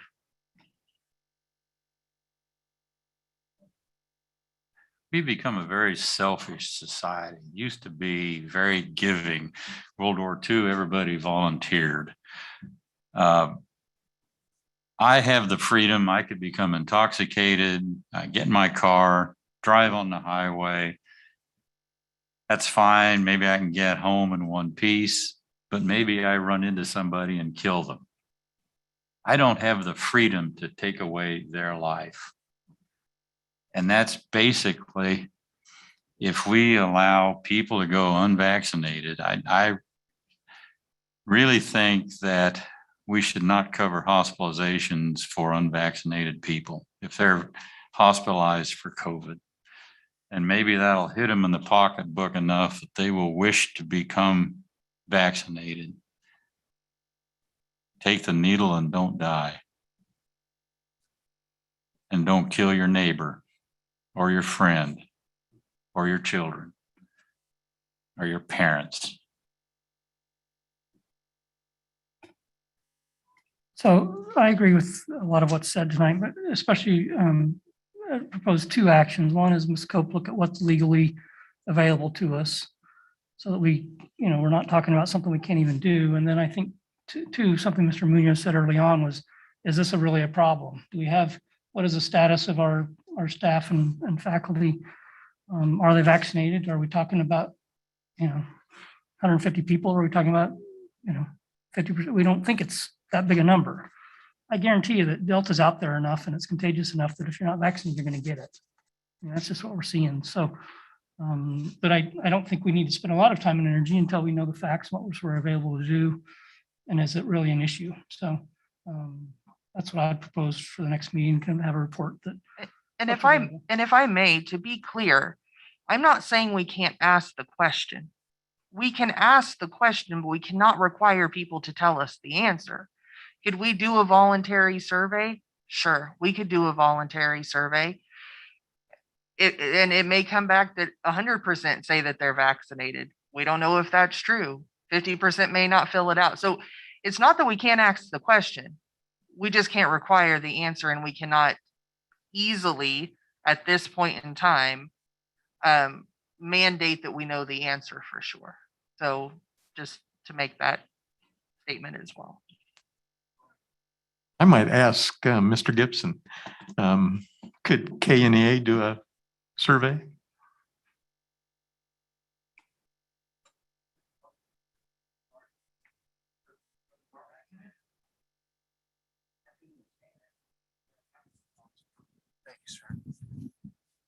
You're asking about the bargaining unit?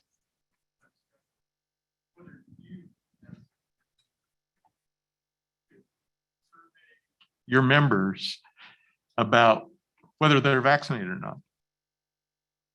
I would prefer to do, if that were the question, reframe the question, I would entertain asking them if they would be okay if a voluntary survey, but I'm not at liberty right now to say, because I can't speak for the board. Thank you, Mr. Gibson. For clarity, we're not actually asking you to take any action and asking anyone at this time, any item as it relates to that. The inquiry was, could that even be possible? But just for clarity, so when you leave here, you know that we haven't asked you to take that step. But that was just the inquiry from a board member. As our next step from the board, it sounds like there are two things that you'd like for us to do, which we plan to do. Mrs. Cope has a directive to see what's possible and to give you feedback in that regard. The second item, in terms of whether this is a significant issue, we've shared the scorecard data, but we'll certainly share the trend data moving forward. And then we'll leave it to the board to have the conversation beyond that.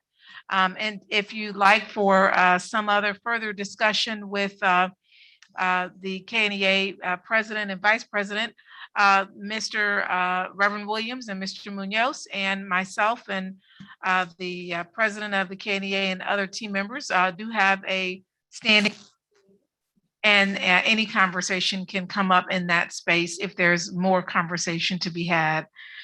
With that, I'll turn it back on over to the president.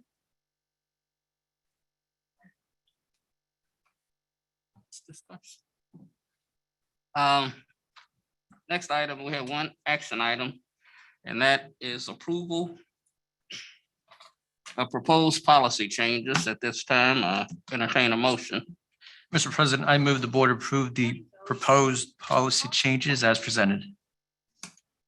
It's been moved. Is there a second?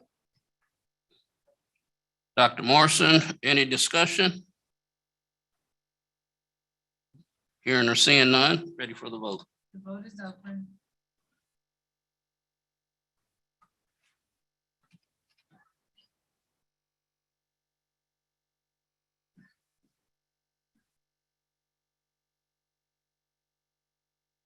All votes are in and the motion carries unanimously.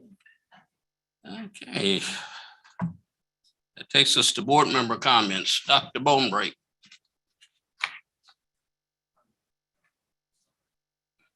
What's that?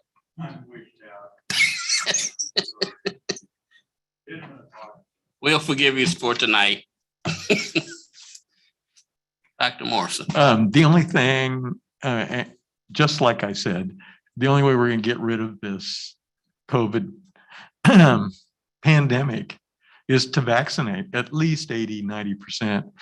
If we can't ask people whether they're vaccinated or not, I don't see how we're going to be able to find out how many people are vaccinated. So that goes away. I do like the idea that Ms. Cope will look into it. But I mean, even we on the Board of Education viewing this politically, and it's a public health problem. It's not a political problem. And it should be viewed as a public health problem. I appreciate our nurses, coming from a family with 2 nurses who are working their tails off. I totally appreciate where they're coming from. It's very, very difficult out there. So thanking them and thanking Scott, their language, I think they're doing an excellent job. Dr. Morrison. Dr. Nicholson, excuse me. One of the things that I've loved about Topeka Public Schools is the tradition of Topeka High School. As we celebrate the 150th anniversary here this next several weeks. And as a parent of 2 children who are graduates from Topeka High, and I'm just admire their tradition of alumni allegiance to their alma mater. And so I'm looking forward to the next couple of weeks of being able to participate and observe and watch the celebrations occur. My kids haven't graduated that long ago. My next door neighbors are still loyal alumni, and they're graduated 50 years ago, probably. I don't know how old they are. They're still love Troy. So just and I don't have that much allegiance for my own high school. So I've loved the celebration that's going to take place. Look forward to participating. Thank you. Ms. Bowley. I was just observing this week as our Topeka Public School Foundation had their 35th anniversary of supporting Topeka Public Schools, classrooms, teachers, projects. I just wonder how special this society must be, the foundation, that they would be here still 35 years. That loyalty, and I think of the loyalty to our district with the Historical Society at Topeka High and how long they've been around and supporting our Topeka High building and that community.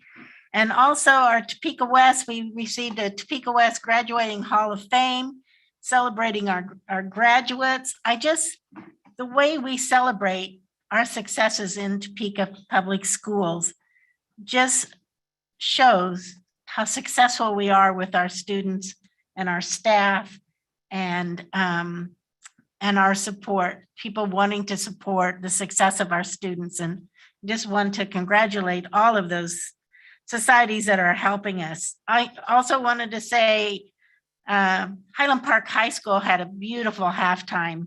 It was just beautiful, and all the students worked so hard on it. The band, first performance out on the field in a while.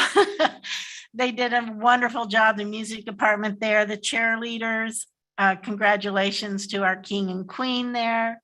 But Highland Park should be very proud of the halftime and the parade they put on. Oh my goodness. I really like the intimacy of that parade. It was really wonderful around their track. The annual fitness night was very fun. I got to see a lot of my teacher friends and catch up on their families.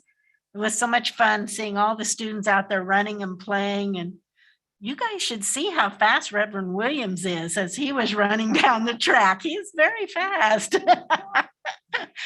And Amazing. it was amazing. And I wanted to celebrate Miss Nelson and Topeka West teacher who was really helping their students process the importance of 9/11 and what that meant to our country. We state that we're going to never forget, but it's instructors like her that help our students understand the importance of being attacked at that time, and that it is possible, and that we must always be alert and be good citizens in the United States. And congratulations to her for doing such a stellar job of pushing our history and education for our students. And as I look at the scorecard, I really do want to compliment, I really do want to congratulate Topeka 501, Topeka Public Schools who are doing such an excellent job of holding down this pandemic and within our walls. I'm just so proud of that at this particular time. A lot of people didn't think we should mandate the mask, but obviously masks do help. It's one of the things that stands out against the other districts is that mask mandate. Our numbers are low. I got grandchildren right now that have been in quarantine off and on since they started school because they're in a district that does not mandate the mask. And it's been heartbreaking for them. So I just thank everyone for holding tight, sticking with us. Thank the principals, the teachers, and even the parents that are supporting and sending masks with their children and supporting our buildings. Thank you so much. I appreciate you all so much. Thank you. Mr. Campbell. I want to thank my fellow board members and administration and our legal counsel for the discussion that I know is not over about the vaccine and what action we could take in the future. And for our administration, I ask for our next board meeting, I think all of us would benefit from understanding more of the logistics of if staff were to submit to, let's not use the word submit, if staff who are not vaccinated chose to be tested twice a week, what would that logistically look like? What would that put enormous strain on our staff? Would it, I need to understand more what that could logistically look like. So, and also who would be taking the twice a week test? Would it be I mean, just staff who come in contact with kids? Would it be bus drivers? Would it be? So that's something else. And who makes that determination of what staff would be, like the secretary who sees kids infrequently? You know what I'm saying? Anyway, so if we could talk more about that in the future, as we continue to weigh all of this risk benefit. So, and okay, to piggyback off what Dr. Mickelson said, hoy hoy mighty Troy, tomorrow kicks off the 150-year celebration, and I'll be attending an event on the lawn. So I'm excited for that because tomorrow is the 150th celebration of, because the first day of school was September 17th in Topeka High in 1871. So a little bit of Topeka High trivia. All right. Topeka High's first classes were held at Lincoln College, which is now, anyone? Washburn University. Yep. Okay, and Topeka High moved to its current campus on 10th Street in, anyone know the year? 1931, yes. And its classes were not segregated. And its first African-American student graduated in 1882. So anyway, that's it. All right, thank you. I want to thank again and congratulate our first senior. Every month we have a senior. So Lillian Thornton, who sounded like she has really applied herself. And it also seemed like there was this backstory we haven't sort of been privy to, the sort of obstacles that she had and yet persevered. My guess is that she's not the only student who is gone through difficult times and have persevered. And I think I was interested to hear the stories of students last May when they graduated. And I'm interested in again this year as we hear stories from students and they share with us what they've gone through this school year. And so I think it's going to be incredibly, it's going to form some individuals into persons that maybe they wouldn't haven't they gone through these obstacles. And so I want to congratulate her, whatever she decides in her future. Also, let's take a look here. There is something about our schools and pride from graduates that you get anywhere, wherever you are. Recently, I was moving my bedroom and I found my Topeka West, Topeka High, and Highland Park T-shirts, and so I've been wearing them. And I was at the lake and somebody yelled, "Go Trojans!" It's from there far, but they saw my shirt and they yelled it. Last night I was at the family fitness night and I wore my Highland Park and there was a couple of individuals who graduated from there and couldn't wait to tell me that they were graduates and alumni. So I think I'm going to wear those on a more regular basis and just get into conversations, whether they're recent students, current students, or alumni from long years ago, just to sort of help to connect. I think it's what unites a lot of us in Topeka. Thank you to Invista for this, for recognizing our nurses.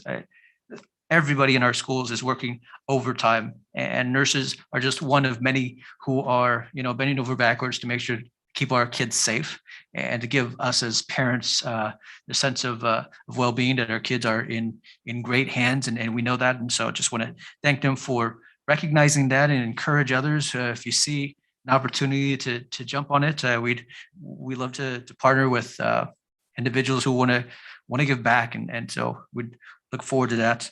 And I think that's it. I had a great time. My kids had a great time at the family fitness night last night. Lots of schools there, lots of families and kids, and so it was nice to see an event that could bring all of the district together, as well as see individuals become vaccinated and all of the activities that were there. So I think it's all. And well, last night, Ms. Bowley, she pointed out how fast I was walking. I don't know if you guys noticed our superintendent out there doing the Cupid shuffle. That was. And also, you know, we were talking about Topeka High. Miss Bowley's grandfather was the architect on Topeka High School. I don't know if how many of you know that. Yes, that is correct. And that was the first $1 million high school building in west of the Mississippi when it opened up. Today I spent this morning at Capital City, Avondale West, and this afternoon I went to Hope Street and had a great time. They're continue to do great things there. I again appreciate the conversation we had regarding Mr. COVID. I don't like Mr. COVID. I don't like talking about Mr. COVID, but it's necessary. But I am proud of what 501 is doing to help combat its adverse effects it has on our community and our school communities. Let's see. I think that concludes my comments. I appreciate everyone being here this evening and continue to be safe. And we'll see you in the next board meeting, if not before. Oh, well, I'll be at Topeka High tomorrow for the, now I am a proud product of Wyandotte High School, and I tell my wife this all the time. We used to come to Topeka High annually for basketball to beat on them, then to beat them into submission, and we'd go back to Kansas City. But she had a cousin who played for Topeka High. He was talking about one time they played at Wyandotte. It was his birthday. And somehow Wyandotte's cheerleaders found out it was his birthday. So whenever he shot free throws, he kept singing happy birthday to him. So that's my Topeka High Trojan story for the evening. If there's nothing else for the good of the cause,